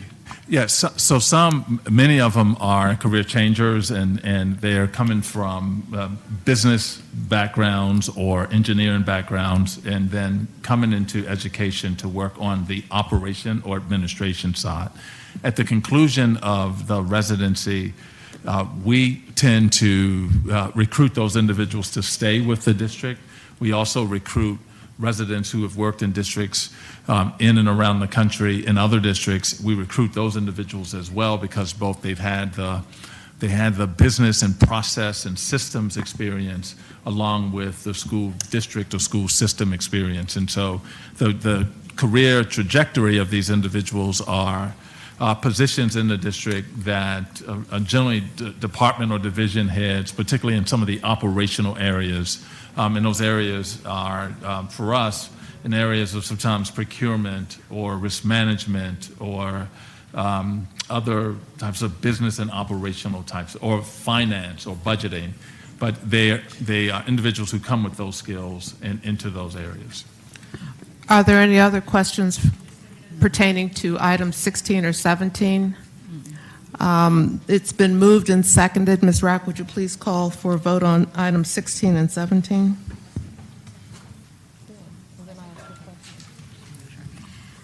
Yes, on action items 16 and 17, Ms. Danzy? Yes. Ms. Ahaya Hinton? Yes. Mr. Huang? Yes to both. Dr. McGinley? Well, I appreciate Dr. Haight's explanation and don't question the motive in that regard. I have to vote no because my views of the Broad organization are more consistent with that of the speakers here this evening than with other people in this. Voting no. Thank you. Thank you. Dr. McIver? Yes. Vice President Walker? Yes. President Wilkerson? Yes. Thank you. Our next items for consideration are 19, 20, and 60. These are all personnel items. May I have a motion and a second? So moved. Is there a second? Are there any questions on items 19, 20, and 60, personnel items? Seeing none. Ms. Rauch, hearing none. Ms. Rauch? Ms. Danzy? Yes. Ms. Ahaya Hinton? Yes. Mr. Huang? Yes to all. Dr. McGinley? Yes. Dr. McIver? Yes. Vice President Walker? Yes. President Wilkerson?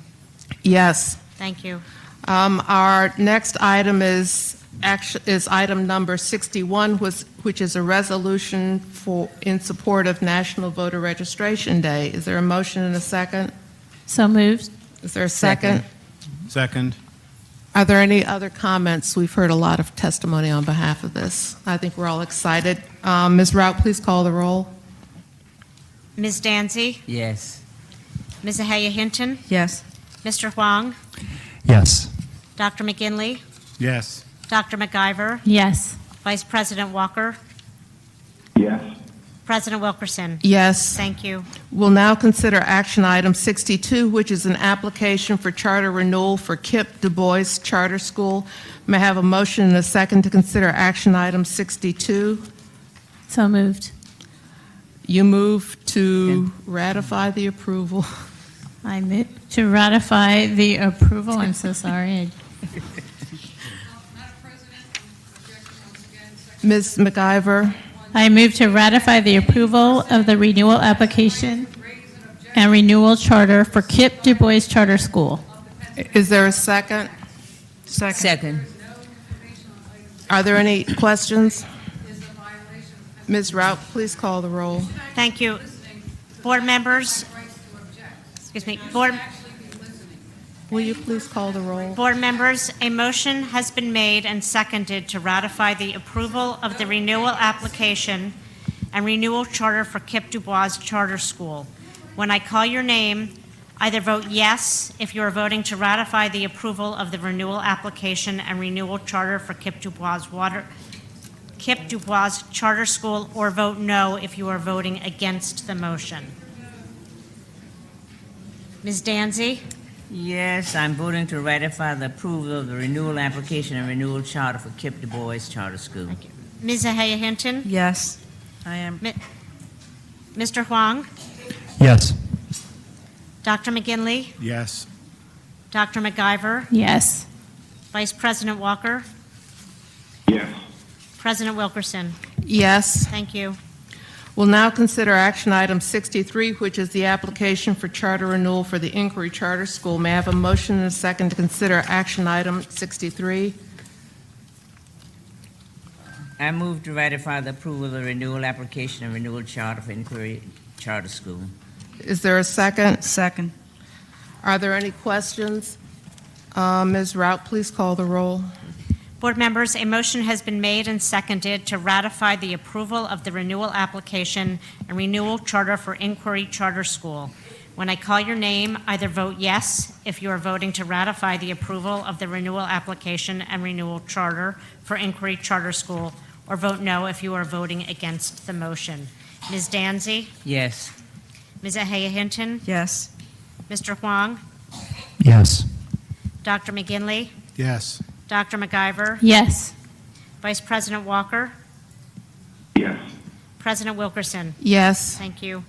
We'll now consider action item 64, the request for charter amendment for KIPP Philadelphia Charter School. May I have a motion and a second to consider action item 64?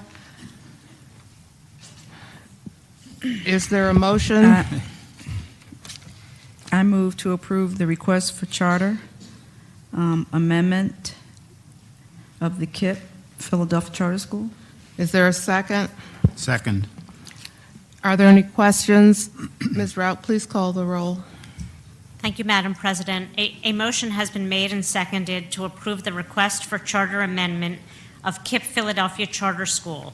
Board members, when I call your name, either vote yes if you are voting to approve the request for amendment of KIPP Philadelphia Charter School, or vote no if you are voting against the motion. Ms. Danzy? Yes. Ms. Ahaya Hinton? Yes. Mr. Huang? Yes. Dr. McGinley? Yes. Dr. McIver? Yes. Vice President Walker? Mr. Walker?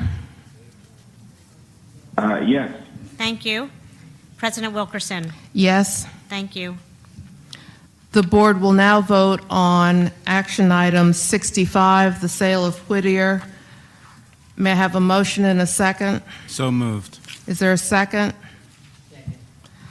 Are there any questions on this item? Yes. Ms. McIver, Dr. McIver. I don't know if we can do this, pull this and reconsider, but I have been sitting here going through all of the worst case scenarios of this sale. And I want to share these before a vote is taken. The fact that this is being sold not to a nonprofit and a private entity, there is no wording in that sale that it can't be turned around and sold for profit. So the worst case scenario is that KIPP, whatever the investment company buying this, buys this piece of property. A developer comes and says, I'll give you $10 million or $20 million for it. And they say, oh, we decided we're not going to move the kids to a new school. And the district is out of a school in a city that is rapidly increasing in population and families who are sending their kids to this school. So that, I think, is the worst. There is no buyback provision or any provision in this that says they cannot turn around and sell it for a big profit. And I'm finding it really problematic, and I think that this should be considered. We should pull this and consider it or vote no.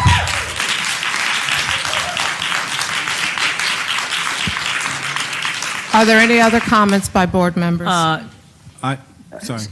Go ahead. Secretary Wilson, President Wilson. I think Dr. McIver makes some valid points. Could we table this to see if there can be further discussion on it? Dr. McGinley? This was discussed at a Finance and Facilities Committee meeting. It had thorough public discussion and public vetting. I am in support of this. This meets the definition of unused and unnecessary land, unlike another school that begins with a B that we tried to sell recently. And so, I think this was done properly and vetted through the committee, and I'm opposed to delaying a vote. Are there, Mr. Walker? President Wilkerson? Yes, Mr. Walker. I concur with Dr. McIver and Board Member Dancy, so I will be voting against it as well. Or in support of a motion to table it or withdraw it. Is there a motion to table? So moved. Can we? Are there, I believe, Dr. Dr. Height? Yeah. The motion to table has been moved and seconded. And Dr. Height, you have comments? No, so I don't have any comments, but I invite the representatives from the charter school office to come up to talk about this, and from our capital office.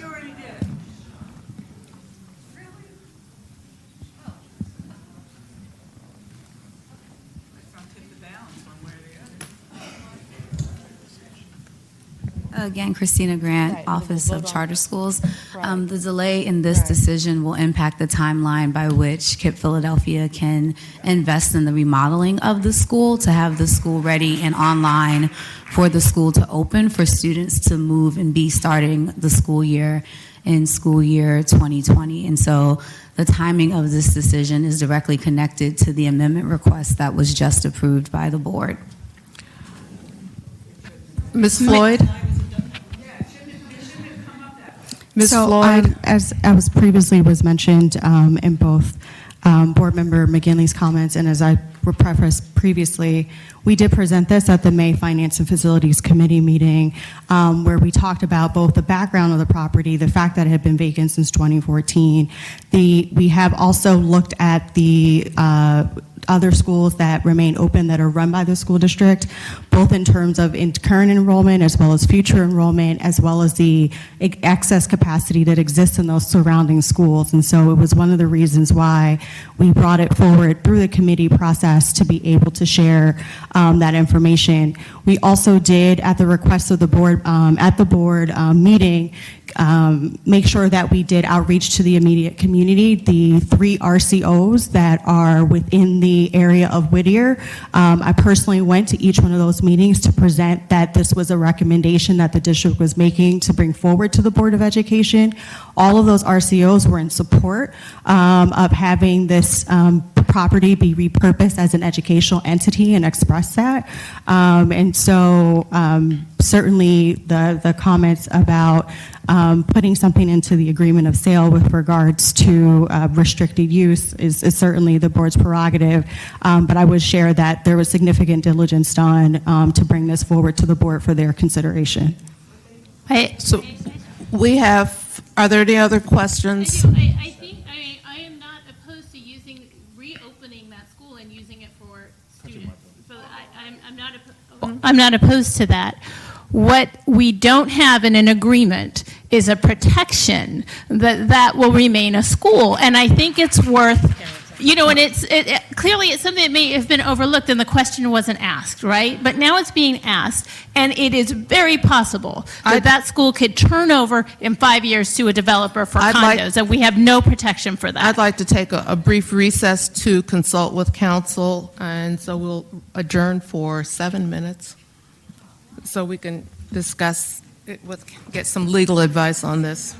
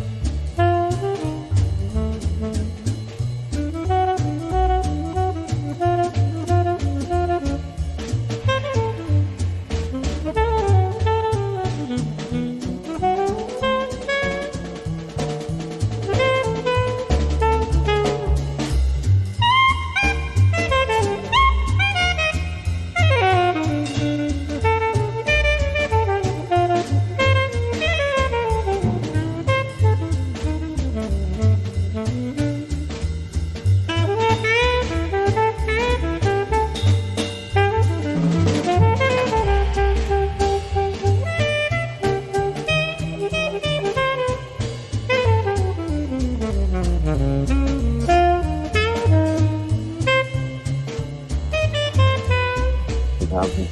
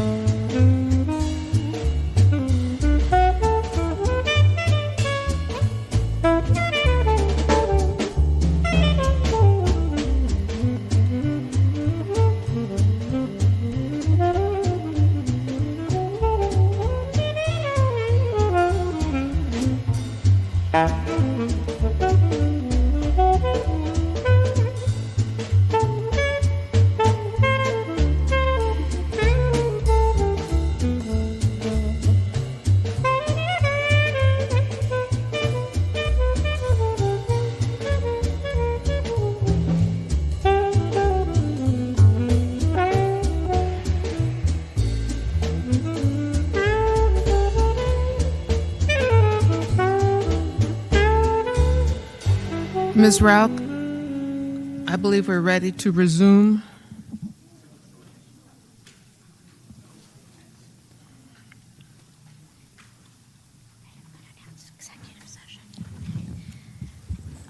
Ms. Rauch? The board broke for executive session to discuss issues concerning real property and for attorney-client privilege communications. Thank you. It's been moved and seconded that we table resolution number 65. Ms. Rauch, would you please call the vote? On the motion, on the motion to table, we're proceeding with the vote. Thank you. No. That's no. Thank you. This is a procedural motion. Ms. Danzy. Yes. Voting yes Ms. is a vote to table. This is, we are voting.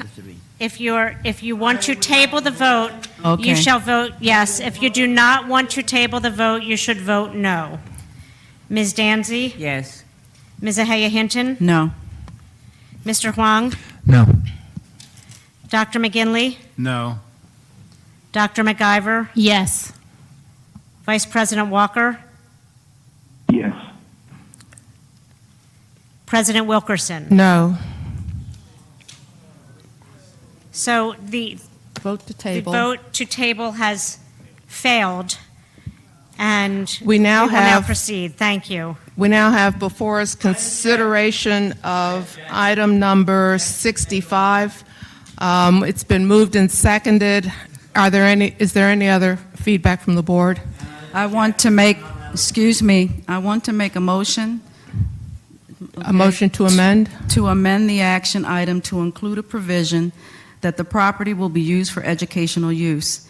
In the event that the educational use were to end, the school district would be given the right of first refusal to repurchase the property at the appraisal value determined by the school district. Is there a second? I second it. Is there any discussion? Ms. Rauch, does that, the addition of that amendment, that would control any agreement that the district would enter into with the sale of the property? Is that what that amendment does? What does that amendment accomplish, I guess, what I'm asking? That amendment constitutes agreement to action item 65 to enter into the contract to sell the property, subject to the condition that if the property is no longer used for educational use, the district would have the right of first refusal. If the board passes an amended as recommended and recommended, and the purchaser doesn't agree to that, then there's no sale, is that correct? That's correct, because there would not be a contract agreed to and entered into. Thank you. Are there any other questions or comments? Ms. Rauch, please call for the vote. Please call the roll, rather. Thank you, Madam President. Board members, this is a vote on the motion to amend itself. If this motion to amend passes, you will then vote on the motion as amended. So on the motion to amend, Ms. Danzy? Yes. Ms. Ahaya Hinton? Yes. Mr. Huang? Yes. Dr. McGinley? Yes. Dr. McIver, Yes. Vice President Walker, Yes. President Wilkerson. Yes. Thank you. We now have before us a motion as amended. Ms. Rout, please call the roll. Motion as amended. Board members, you're now voting on the motion as amended, as indicated by Ms. Ahaya Hinton. Ms. Danzy? Yes. Ms. Ahaya Hinton? Yes. Mr. Huang? Yes. Dr. McGinley? Yes. Dr. McIver? No. Vice President Walker? Yes. President Wilkerson? Yes. Thank you. The motion as amended passes. We now will consider action item number 66, which is ratification of the collective bargaining agreement with Local 634 Unite Here. May I have a motion and a second? So moved. Second. Let me back up. I'm advised that we need to have a motion to add item 66 to the agenda. May I have a motion? So moved. Second. All in favor? Aye. Aye. All right. Now we have action item number 66 on the agenda. May I have a motion to consider action item 66? So moved. Is there a second? Second. Are there any questions? I do want to, before you offer your comment, I'd like to call up Ms. Nicole Hunt, who is president of Local 634.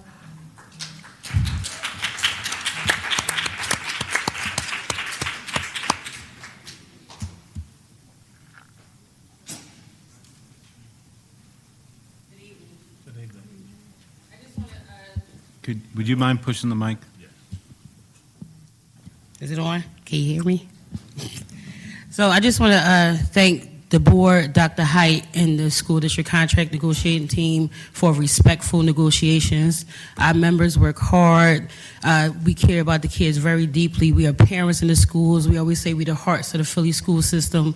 You know, sometimes they volunteer their time before and after work and during work. So we just glad that we can get this done, and thank you for voting for it.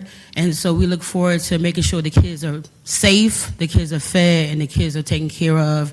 And we look forward to a continuous partnership with you guys, and look forward to the next school year and every year after that. Thank you. Thank you so much. We appreciate the work of all your members. Mr. Wong? Yeah, given that this was a somewhat last-minute addition to the docket, Dr. Height, I was wondering if you could provide any background as to the time, why that was. Yeah, so we were in negotiations and have been in negotiations with 634 over the spring and throughout the beginning of the summer. We reached a tentative agreement, and then the 634, we would not say anything or do anything until 634 had an opportunity to take it back to their membership. And they took it back to their membership, and it was ratified on August 13th. And so this is the first meeting after that ratification, and that's why it was a walk-on this evening. So I want to thank Nicole and her team as well for respectful negotiations, and look forward to working with Local 634 this year and into the future. Are there any other questions? Just, I think it's fitting, in addition to thanking the team from 634, we thank the team from the administration for the work that they did too, because it's never easy to reach an agreement with when you have limited resources, and this is a good accomplishment to note, and there's a lot more work ahead for the same people who are involved in this settlement. They're just beginning. Yes. Are there any other comments? Ms. Rout, it's been moved and seconded. Ms. Rout, please call the roll. Thank you. Ms. Danzy? Yes. Ms. Ahaya Hinton? Yes. Mr. Huang? Yes. Dr. McGinley? Yes. Dr. McIver? Yes. Vice President Walker? Yes. President Wilkerson? Yes. Thank you.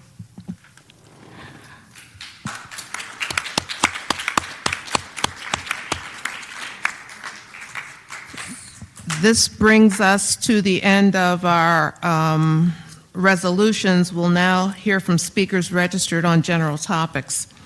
As a reminder, we'll be strictly enforcing the 3-minute per speaker time limit with the electronic time prompt on the table. There's an electric time prompt on the table. When the light is yellow, you have 30 seconds to wrap up your comments. When the light is red, your time is up. Up to 4 speakers will address the board on each topic and have been registered on a first-come, first-served basis. Ms. Rao, please call the next 5 speakers. Thank you. Would the following people please come to the front row? Zoe Rooney may take a seat at the table. Orlando Acosta, Kathleen Butts, Tassadeh Messina, and Mama Gail.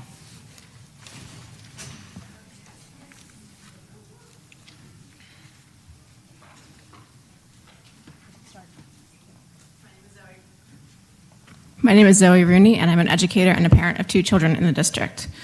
I was hoping to speak to you tonight about transparency communication, but as usual, there are other pressing issues concerning me and other parents and educators, so I'm going to start with some thoughts on extended school year instead. The last time I spoke to you about ESY, I told you about the traumatic experience my son had in 2018. I can report that this year he attended ESY back at J.B. Kelly School and had a more positive experience without the trauma of the previous summer. The logistics were marginally better in terms of drop-off and pickup, and I cannot say enough positive things about many of the staff members he encountered, especially the supportive services staff and the many paraprofessionals who know him from various classrooms and enthusiastically greet him by name every time they see him. Unfortunately, that's about all I can say positively about ESY.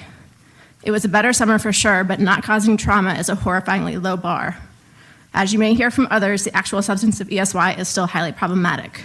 I am fairly certain that all of the provisions in my son's IEP weren't met. I know that the curriculum is not individualized where curricula is even provided. I know that the teachers were provided with little to no resources, that students were served unthawed frozen food for breakfast and lunch on multiple occasions, and that rosters were ridiculously high and classes were combined with students with significantly different needs crammed into the same classroom. Parents don't even know this is happening in many cases since many students attending ESY aren't able to communicate their experiences and there is no communication coming home from the schools. The district likes to talk about low attendance, but how exactly do they expect parents who work to make a 3-day-per-week half-day program with no before or after care work for their families? This program is set up for failure, and that failure is harming the students who most need support and are least equipped to share what is wrong. This is immoral, and it needs to be fixed. I hesitate to change topics now because I feel like it dilutes the message about ESY, but I also want to briefly address transparency and communication. Trying to communicate with this district and this board as a parent and community member is an exercise in frustration. As you've heard from others many times, the meeting materials online are often incomplete, even up to the day of the meetings, and not all materials are provided even after. It's hard to know in advance what's going to be discussed with enough time to get involved, particularly for those of us with children and work schedules to accommodate. There's also such rapid turnaround between when things are introduced in committee to when votes happen that it is hard to meaningfully engage. And with only a week between some meetings in the fall schedule, it's going to get worse. There's limited follow-through and communication with written requests and testimony. What happens to written testimony? Who reads it? Is there any process or system for ensuring and tracking follow-up? Right now, it often seems like communication to the district or the board goes out into the void with emails that go entirely unanswered and unacknowledged. Trust needs to be built between this board, this district, and the families and communities who it is supposed to be serving, and to do that, meaningful improvements need to be made to transparency and communication. Thank you.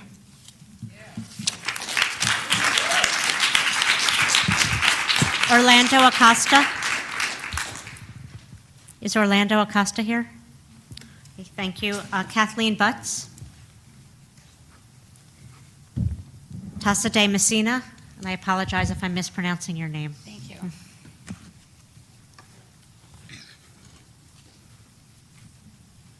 Just start. Good evening. I'm entering my 20th year teaching special education. I'm committed and dedicated to my students and respected by parents and colleagues. I'm here today to speak up for my students who are being ignored, excluded, and frequently forgotten. I'm speaking up for my colleagues who've become demoralized by the system. I'm here for the parents who are not aware of what is happening. I will no longer be silent about the deplorable conditions that we have for our most fragile students, the lack of support, minimal training, and missing materials. Yet we are still responsible for implementing interventions with fidelity and rigor and held accountable for showing data on legal documents. This summer, I have had the opportunity to teach in our ESY program. I was given a roster of 52 students with a comment from leadership that half won't show. Why such low expectations? And what was the plan if they did show?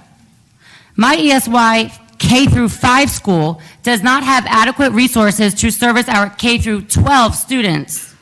Many classes have been combined into one room, and the desks are too small for many of the students. Would this happen in other neighborhoods that benefit from higher investment? I am aware that the school district does have a handful of schools that are cared for and equipped with resources they need. Where is the equity of the school environment for our children? All Philadelphia public schools should have equal access to resources and safe spaces. All of our students deserve to get what they need, not just the fortunate. ESY materials were not provided, nothing. I brought my own materials. Doctors are not expected to go into surgery without necessary instruments or bring their own. Why is it acceptable to expect teachers to do their jobs without the necessary tools or resources? At ESY, there weren't any teacher materials and inadequate professional development, resulting in the inability to deliver instruction. That is to be progress monitored on the IEP. The given scripted intervention program does not address each student's individual goals as stated on their IEP. It feels like a lawsuit waiting to happen. Our parents, they're being told that we provide free breakfast and lunch, yet most, if not all, of the food is frozen. Food that's not supposed to be frozen, like whole peaches, turkey sandwiches. We are aware that money is being allocated. How will you distribute the funds? Will you include teachers' input? What are the best we are the best resources you have to inform the incoming money will be spent in our classrooms. I am Tassade Messina, a proud member of the Caucus of Working Educators. Thank you. Mama Gail, please come to the front. I'm sorry. I'm sorry. Come in. Yeah, I'm just wondering Ms. Ahern. if someone would follow up with this group. Yes, Please. we can have someone follow up. And I can give some background to this too. So we've been working and understood when this program started, and I appreciate the previous speaker who indicated some improvements, although still have a long ways to go, to deliver the programming for our special education students. And we did some things differently this year. The last speaker is correct. There were large numbers of children who showed up, and that typically happens in ESY, and within the 3 days, we move those children around. But the other point is it should not be a site that's short on supplies, and that is something that we can control and have to do a better job of. And I would ask that when that happens, we have now board-certified behavior analysts who are also working with these schools. We've also have our Office of Specialized Services that we're going to ask people to contact directly. But it was clear that some things have not gone as anticipated or expected, and we have to get better there. And to acknowledge there were some improvements, but we have a long ways to go in this space. So I appreciate the two individuals speaking on this issue, and we will reach out to each one of them directly.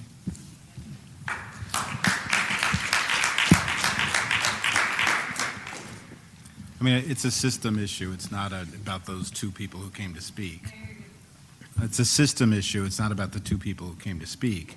And so I think we should put this on our agenda for the Student Achievement and Support Committee. They can't hear you. Sorry. I'm saying this is not about the two people who came to speak, because I heard these same things from other teachers and other parents. So, and it wasn't a single site where there were issues or problems or caseloads that were outrageous. And so we need to have more than just a response to the two people who spoke tonight. We need to put it on our agenda for student achievement and support, and have a discussion where parents and teachers can come and talk about it. Next speaker, please. Yes, Mama Gail, please come to the table, and I'm also going to ask that the next 5 speakers come to the front. Tamara Anderson, Ashley Jimenez, Stephanie King, Omar Barlow, and Robert Wilson. Thank you. I had a meeting yesterday. Blessings, everybody. I said in a meeting, was it yesterday, Mr. Wilson, or 2 days ago? Was it yesterday? Yesterday. And a young lady that was in the meeting said to us, that was before she's just been here, I think, a couple of years, and she made a comment, and I'm paraphrasing, that this was before she got here. Things happened with Mr. Wilson. I'm going to say some things, and if it's out of order, excuse me, but it's in my order. Educate our children now. I sat here, I listened on the way here, voting, voting, voting. Many of our children aren't learning how to read and write and don't know math, not being given what they're supposed to get. They don't go on class trips. Some are being denied graduation, don't have decent computers, and are not given access to equipment that's being purchased on their behalf. Everybody wants to make money off our children. One after another comes through here for their economic development. And it's great to have voters' rights. It's great to teach voters education, but guess what? Their parents don't know anything about voting. How about that, including that? Parent involvement, in-parent enhancement, however you want to call it, include that. The ones that are able to vote right now and demand that people aren't corrupt on their watch. I'm standing here in honor of my ancestors. I thought I was going to be in Ghana today. 400 years ago, our people were brought to these shores. Not to mention the ancestors that were here already, but I'm standing as the great-great-great-great-great-great-granddaughter of those that lived and prayed and hoped for me to be born.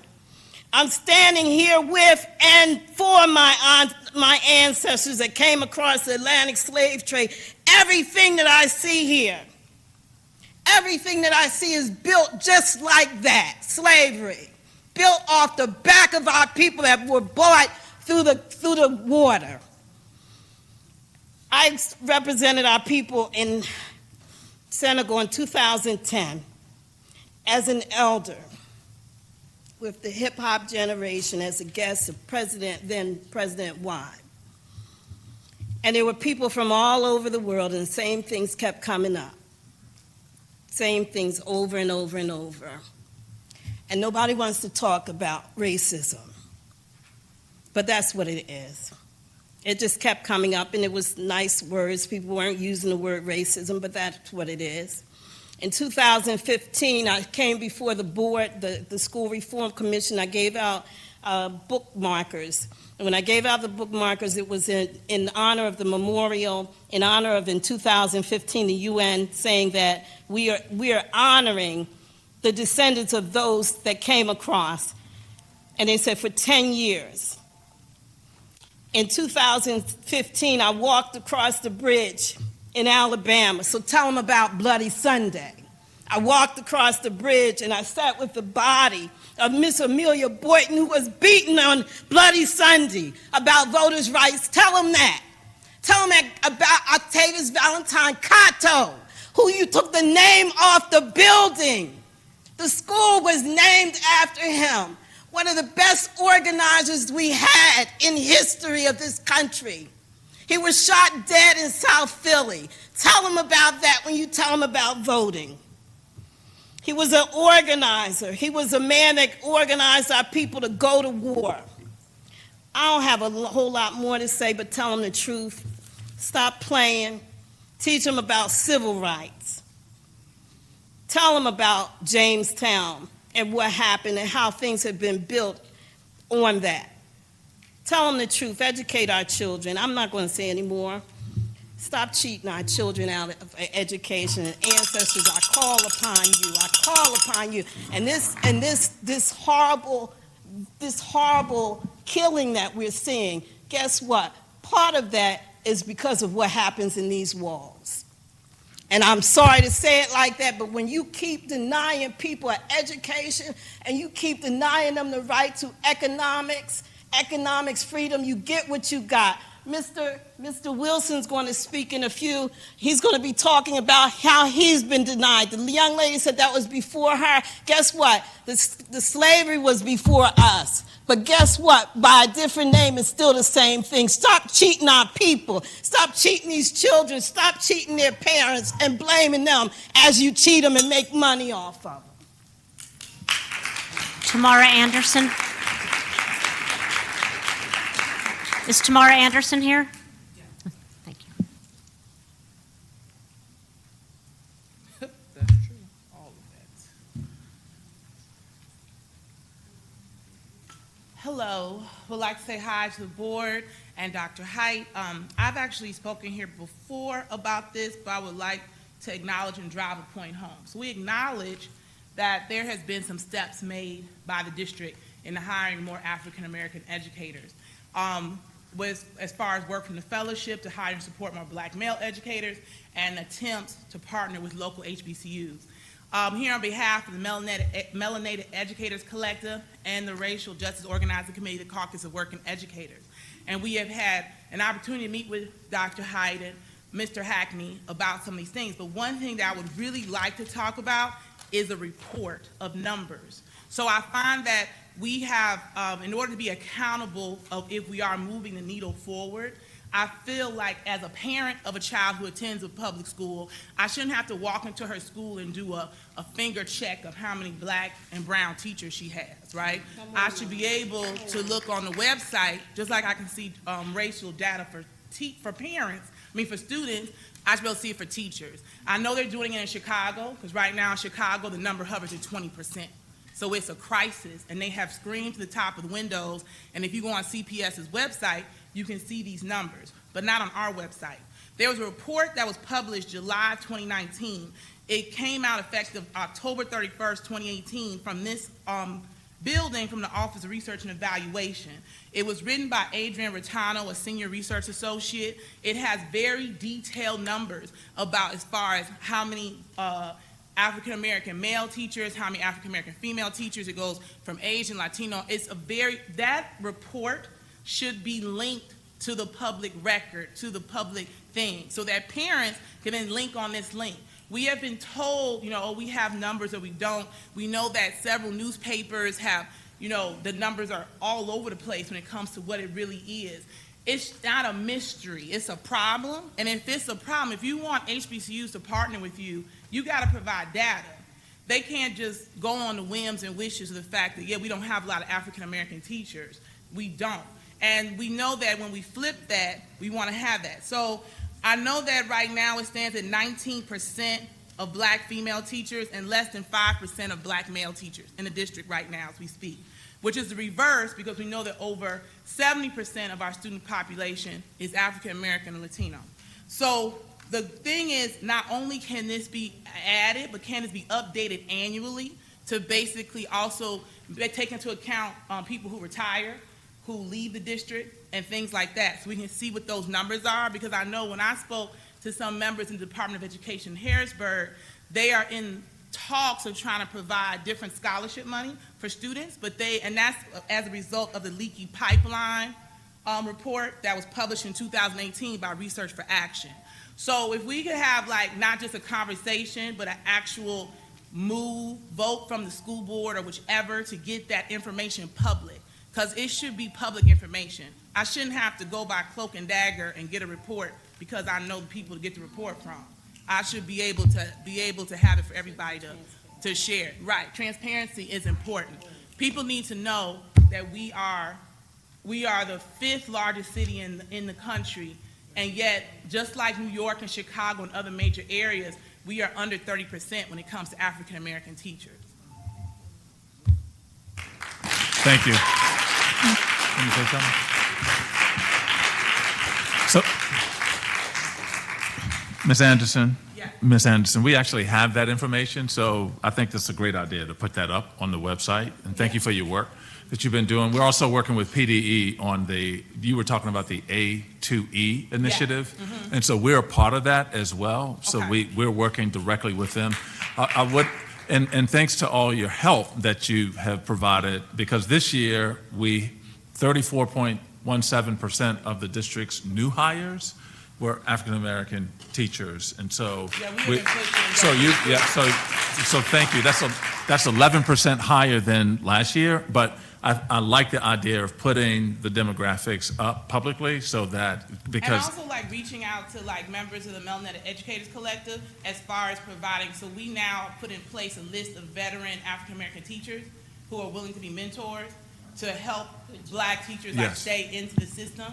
So that as far as having personal meetings, we have several sites we can meet at. Sure. So the thing is continuing this conversation, and also if we can also talk about replicating possibly the program they have in Boston schools right now, where they have high school students, 11th to 12th graders, who are interested in teaching, and they basically shadow teachers so that we can also close statewide our leaky pipeline. We are losing students from K through 12th grade. And that's what the A2E that PDE has put together is attempting to do. So, and they're starting that here in Philadelphia with us. And so we're thrilled about that. I'll just add that you're right. Chicago has a great model for how they put those demographics up. New York actually does not collect that information. Right. So but at least we collect the information, we can put it up. Right. And so we have the data, we can then share it. Yes. Because if we have that out, then that also, because I know that was something when I talked to the office, when we talked about that opportunity, they were like, if the data could be shared publicly, that can be a public accountability of moving in the right direction. So that parents and community members could say, yeah, we had an 11% increase this year, but last year we had a 10%. A year, are we going down or are we going up? Right? And so that we can also refer people to these programs. Ashley Jimenez.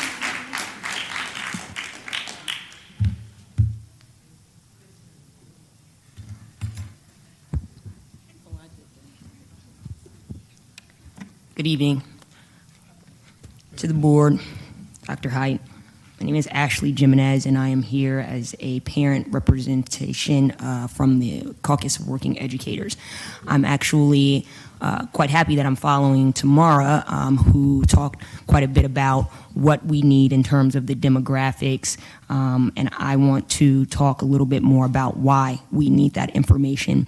I am a parent of 4 young Black male students who all either attend or at one time attended a Philadelphia public school, and there is a marked difference in the way they are taught, treated, and just all around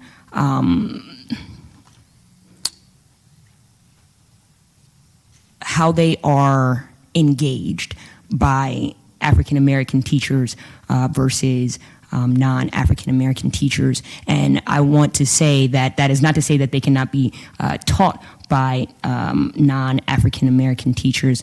Certainly all teachers who care for students have something to offer that student. But what I will say is that the difference in understanding, the difference in experience does matter. When my 2nd grade son, for a Black History project that they did in school, came home excitedly and said to me, Mommy, look, I have this booklet on President Ford for Black History Month.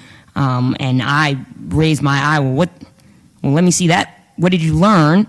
And it's all these wonderful things that Ford did for Black people. Well, granted, I learned something because I didn't know all that, but that's not really the focus that should have, so there was some reteaching that had to go on there, what Black history is for, who made Black history. Did you learn any of that? Well, no, Mom. So, when I can count for 4 children in grade, ranging from grade 7 down to, at this point, 3rd, when I can count on one hand how many African American teachers they've had in those 7 years, I see that as problematic. We need to make sure that we are not only giving these students who are 70% African American in the city people who look like them, who are standing before them every day and are teaching them, but also who understand the experiences that they go through because they themselves have gone through these experiences, why teaching them certain things matter and not teaching them certain things matter, or at least explaining it in a certain way. That matters, and I hope that matters to this board and to you, Dr. Height, because it does matter to our children. Thank you. Stephanie King. Is Stephanie King here? Thank you.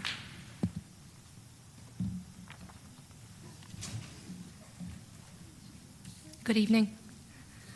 My name is Stephanie King, and I'm a parent at General Philip Kearney School in Northern Liberties. I hope all the teachers and school administrators enjoyed their summer off. I didn't get any time off from the work I do for the school over the summer.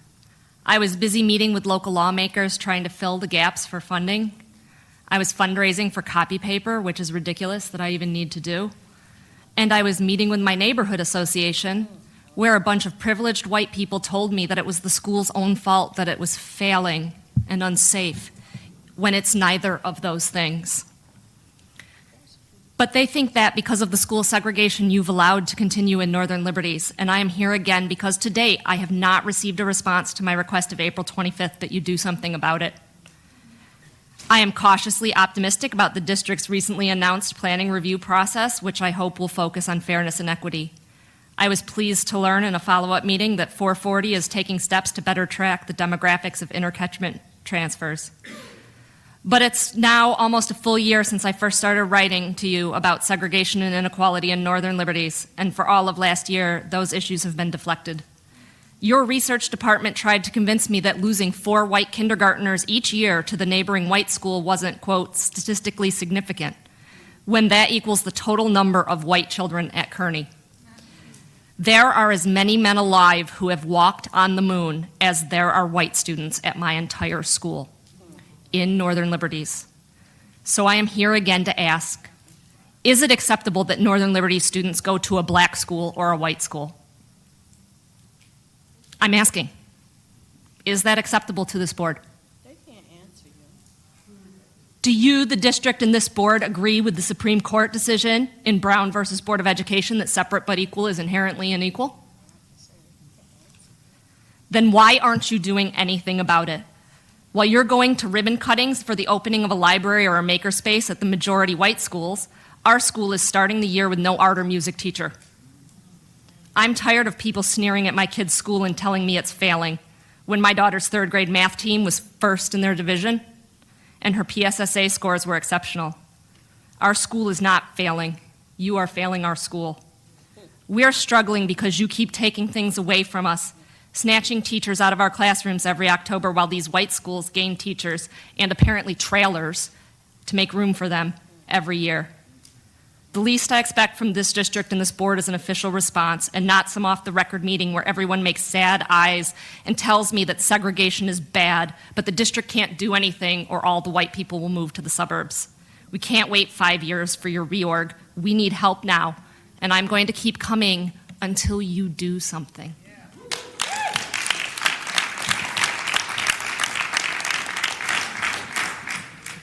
Madam President, can I just, so to the response to Ms. King, so no, it's not acceptable, and that's one of the reasons we are doing the work that you described.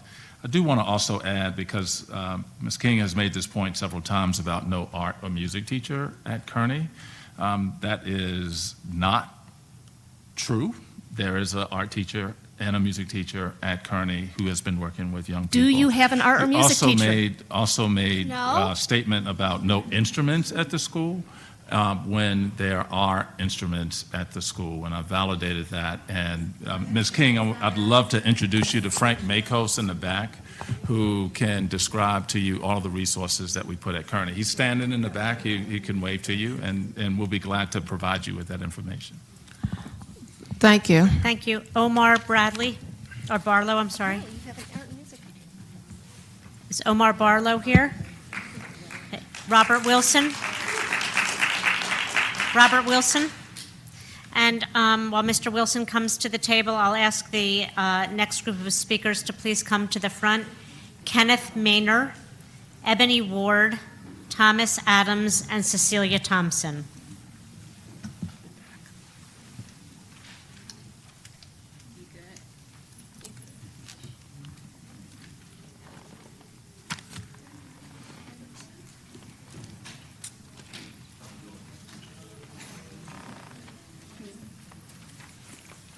Board, Dr. Height, I don't think they're ready yet.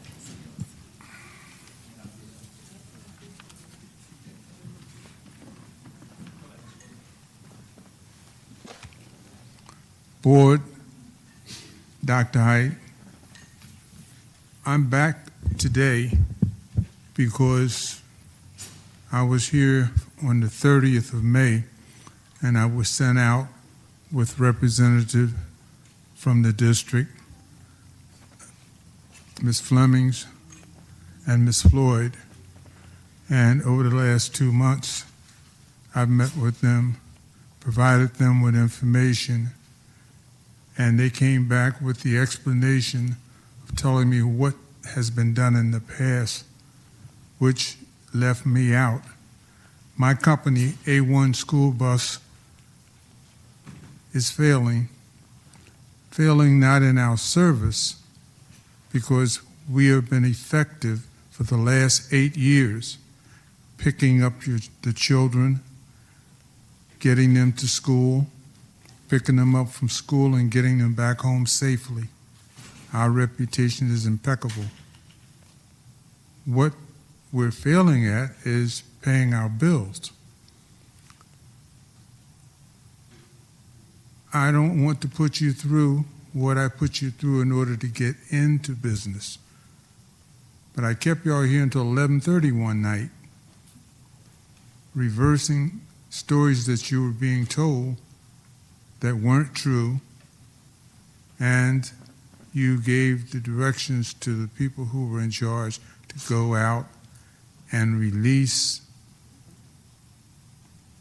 the information that was necessary to get the bus situation activated for the kids that were going to be coming out in the next 3 weeks for school. I had applied for routes 200 to 250 routes. I'd given y'all $40,000 for the $200 per route that was requested. No one told me that the maximum number of routes that I could have was 14. But after I put together a company, was approved for a loan for $15 million by Wells Fargo, had letters from 3 different bus companies that I was going to purchase buses from in order to set the company up.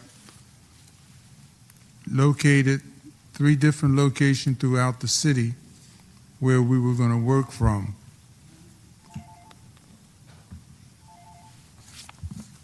I was told at the last minute I could only have 14 routes.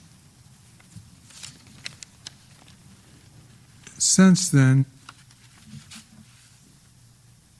I've not been able to go to another lending institution because Wells Fargo, when they realized we were going to give me 14 routes, withdrew their approval on my loan. And I sat down with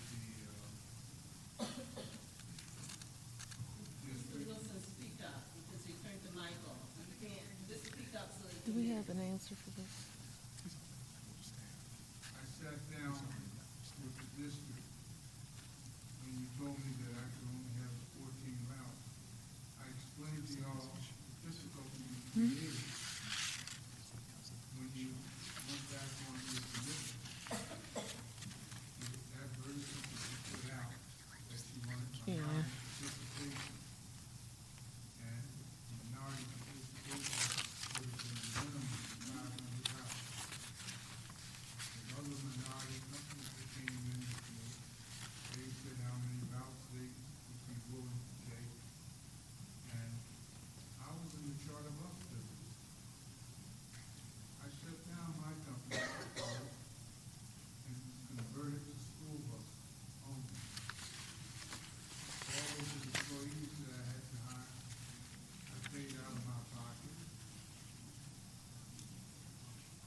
fuel for 2 months out of my pocket without a paycheck.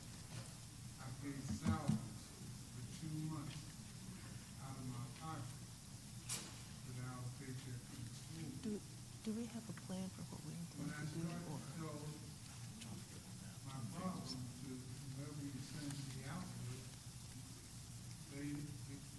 I was told exactly, you can't do nothing about the past. But what your past has done to me over the last 8 years is to cause me to be a bad credit risk the way I look to people who have not been able to pay. I didn't come here asking for a handout, but that's what I felt like. When I came here to talk to people who tell me, we don't want to talk about it. And they tell me, we gave you 3%. If I'm competing with competitors, other companies, larger companies, who've gotten larger payments, and they got 3% of, let's just do it for instance. If they got 3% of 100, and I got 3% of 10, their increase is considerably more than what mine increase is. I know everybody up there is professional, so you know exactly what I'm talking about. So I've been constantly going back, and I sat down with Ms. Fleming, and I explained to her that I'm going out of business. I'm getting it in of my ability to pay people out of my pocket. My accountant said to me, Bob, why are you still in business? The last 8 years I've done your taxes, and you've lost money every year. Well, You gonna say something? I can say something. look like me. And we give them a good service. They know that they can depend on it. And I'm not going to be here much longer. I'm 81.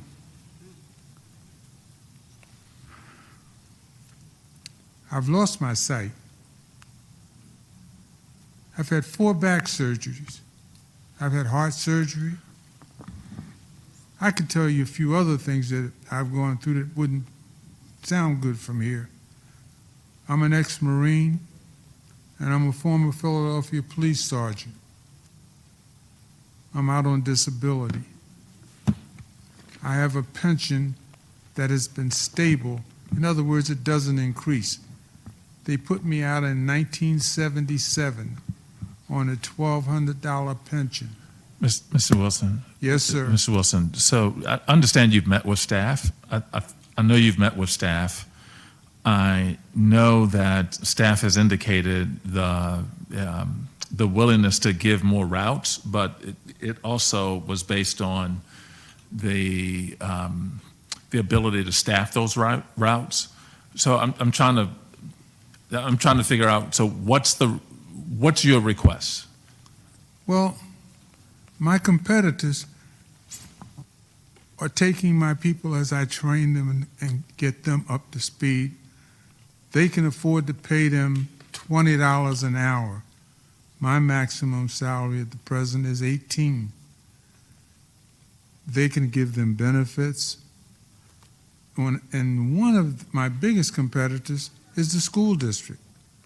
I added 11 buses this particular year, and the school district hired the drivers, the majority of the drivers that I had made arrangements to hire.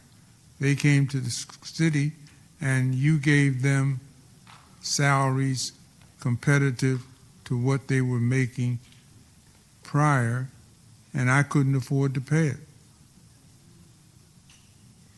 I sat with your representatives and I gave them the figures, document that I've not been able to give my people raises when I wanted to and they had earned them. and they were on a level that was less than what you were giving them, what my nearest competitor was 1 block down the street offered them. Right now, I'm nervous about how many of my employees are going to return, because I met with your people and they wished they could help me, but they didn't give me no money. Mr. Wilson,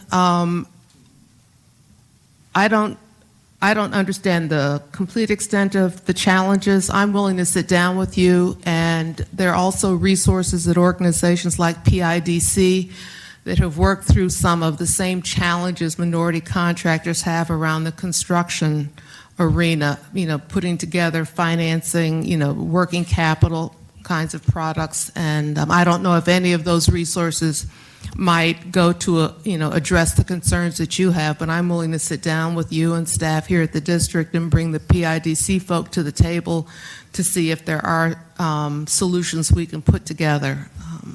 I certainly would appreciate it. I will have my staff reach out to you. We'll get the information from you now, but we'll reach out to you tomorrow, and I'll make contacts with PIDC and see if there are resources out there that we can try to figure some of this out. No guarantees, but we're willing to commit to do the best we can for you. Well, I'm going to keep my doors open as long as I can. So I will And I have, certainly hope I'm sorry. I can get help from you. Okay. Claire, you want to get Mr. Wilson's information, and then we'll reach out to you tomorrow. Thank you. Thank you. Kenneth Maynor, please. Is Kenneth Maynor here? I'm sorry. He had an emergency that he had to handle. Okay, thank you. Ebony Ward. Thomas Adams. Yes, ma'am.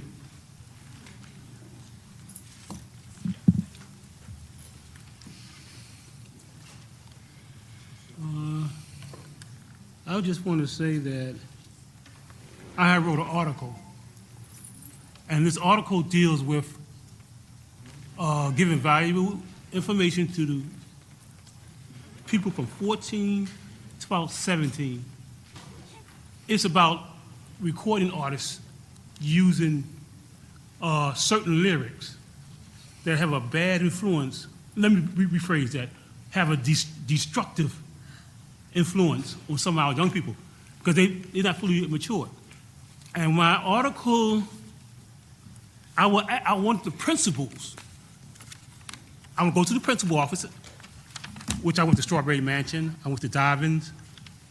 But every time I went to those schools, the principal was out. So I got the next person, staff person.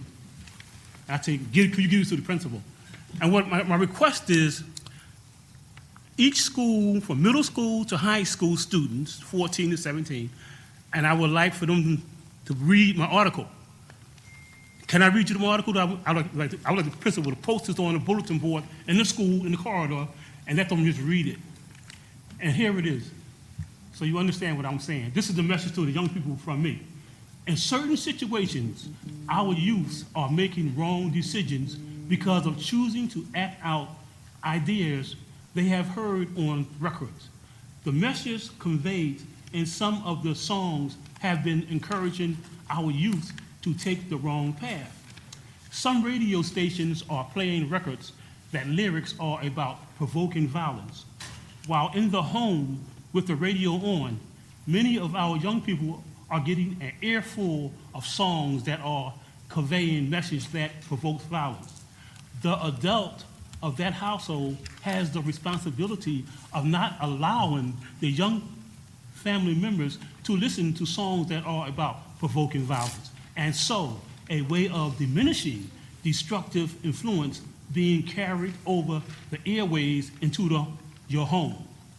Another issue that involves the lyrics of certain recording artists is the N-word. There was a time that I used the N-word. However, over the years, my perspective about using the N-word has changed. I have reviewed the historical nature of the N-word, and after I finished, my opinion of this word changed. I decided not to use the N-word anymore. I told all the young members of my family not to listen to any songs that includes the N-word. Also, another word that some recording artists use is the B word. In most households, our young people were taught from childhood not to use the B word in reference to females. The lyrics and songs create ideas in many young people so that some of them may decide to act out them. For example, many young people begin hanging around a new friend who has been making reference to females using the B word. After several weeks of hanging around the new friend, those young people, maybe themselves, start imitating the behavior of their new friend. Songs that use the B words are unhealthy to the human spirit. In conclusion, this message is from down memory lane of the 40s, the 50s, and the 60s.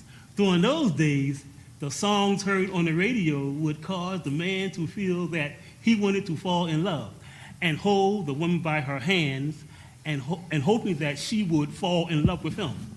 Songs can be soothing to human beings.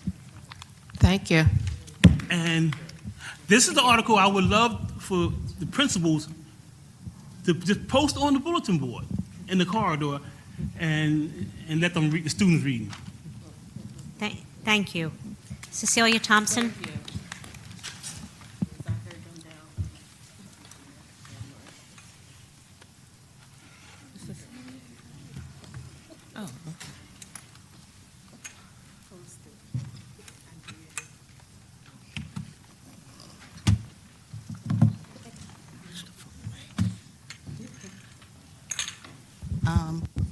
Good evening, everyone. My name is Cecilia Thompson, and this is just every couple years I put out this friendly reminder about school uniforms. I know they're not mandatory, but some principals just go too far with it. Like, you know, elementary students, the purchase and care of their attire is by the adult, but somehow when we get to like middle and high school, now it's the high schoolers' responsibility to purchase a uniform or have a clean uniform, or and then some principals would say, well, you got to go home. While some students might not want to be bothered with it, some students might be embarrassed. I know in my house I couldn't just wash my clothes. I had to wash the household clothes, and I couldn't just use the laundry facilities. I had to do it when my grandparents told me to use it. So just as a reminder, you know, Dr. Height, when you're giving your pep talk to your principals and assistant superintendents, just be a reminder, these are still 14-year-olds. I mean, unless they're on stage or they just won, like that gentleman did in Montgomery County, where he won something for a fork night or something like that. He won like a couple million. Most children are still being parented by some adult in their house. And if they don't, for some reason, have the uniform or the uniform with the logo on it, or the uniform is dirty, let's follow Mr. Akbar Cook in Camden. You probably already heard of him by now. I put some of the videos where he removed the barrier, and at least with cleanliness of clothes, and they can wash their clothes in school. He's gotten $10,000 from Ellen, and I know these principals might not do that, but at least in high schools, if they have an MDS class, they do have washer and dryers. So let's not send a child home because the adult that's responsible for them is not making maybe sound decisions when it comes to the finances, and let the school try to get some resources for that family. So again, if we can all remember, when we're 15, nobody wants to come to school with a stain or with the same clothing because we're too embarrassed to say that our adults are messing up. As I take my seat, Dr. McGinley, everybody that said about ESY is right, because it was 6 years since my son went to ESY, and he went this year. It was horrible. I did get most of it situated with people at the district, but the one thing that was horrible to me is I put my son on the bus, and for 10 minutes I could not find my child because they put him in the wrong room. Now, I got it situated, but that kind of stuff is scary. Me and my son's worker are going class to class. Where he at? Where he at? Where he at? When we did find him, the teacher was like, well, how do we know that's him? And sometimes I have to forget that I'm still Miss Thompson, so I just held it in and took my child, and we got him to the proper class. So you're right. It is a systems thing. I'm told that there are new people in the Office of Specialized Services now, and I'm told that they will address that, but the machine of ESY has to be fixed. Thank you.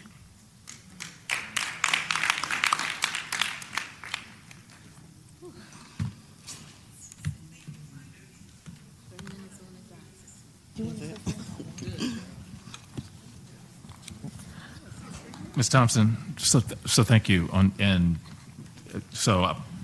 going to work, and then I know it's going to come up in the committee on the ESY thing, and so I apologize to you and others who haven't had experience.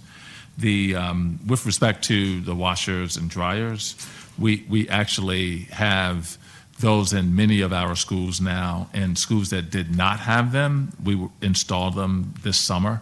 And so we have expanded our ability to do that. I would ask you and any other parent whose child is being sent home, if in fact their uniform is dirty, that if you could contact us and let us know what school that is so that we can intervene. And we're communicating with families the types of things that children should be able to do at the school, even if they come without the uniform. We've prioritized the schools with the highest homeless populations for the washers and dryers because we don't want that to be a barrier for them.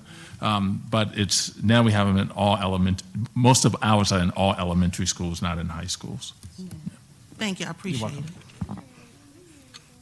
I want to thank all of our registered speakers. On behalf of the board, I'd like also to invite you to our next Student Achievement and Support Committee meeting, which will be held on September 5th at 5 p.m. This meeting will take place in the board committee room downstairs in Suite 101. Please visit our website for the full calendar of meeting dates. Our next action meeting will take place in this room on Thursday, September 19th at 5. Additionally, I want to share with you information on our public hearing this year. The Philadelphia Home Rule Charter mandates that the board hold 2 public hearings. We'll be holding our first public hearing September 26th at 5 p.m. Similar to our public hearing this past June, this will be an opportunity to provide feedback on the board's priorities. Our 4 priorities are student achievement, transparency and accessibility, one system of quality schools, and financial stability. We'll be sharing more about this public hearing in the next few weeks. More information on the public hearing and our priorities can be found by visiting our website, www.philasd.org/schoolboard. We look forward to hearing your feedback. I now move to adjourn this meeting of the Board of Education. Do I have a second? Yes. Second. All in favor say yes. Yes. Thank you. The Board of Education action meeting is adjourned. Who asked you that?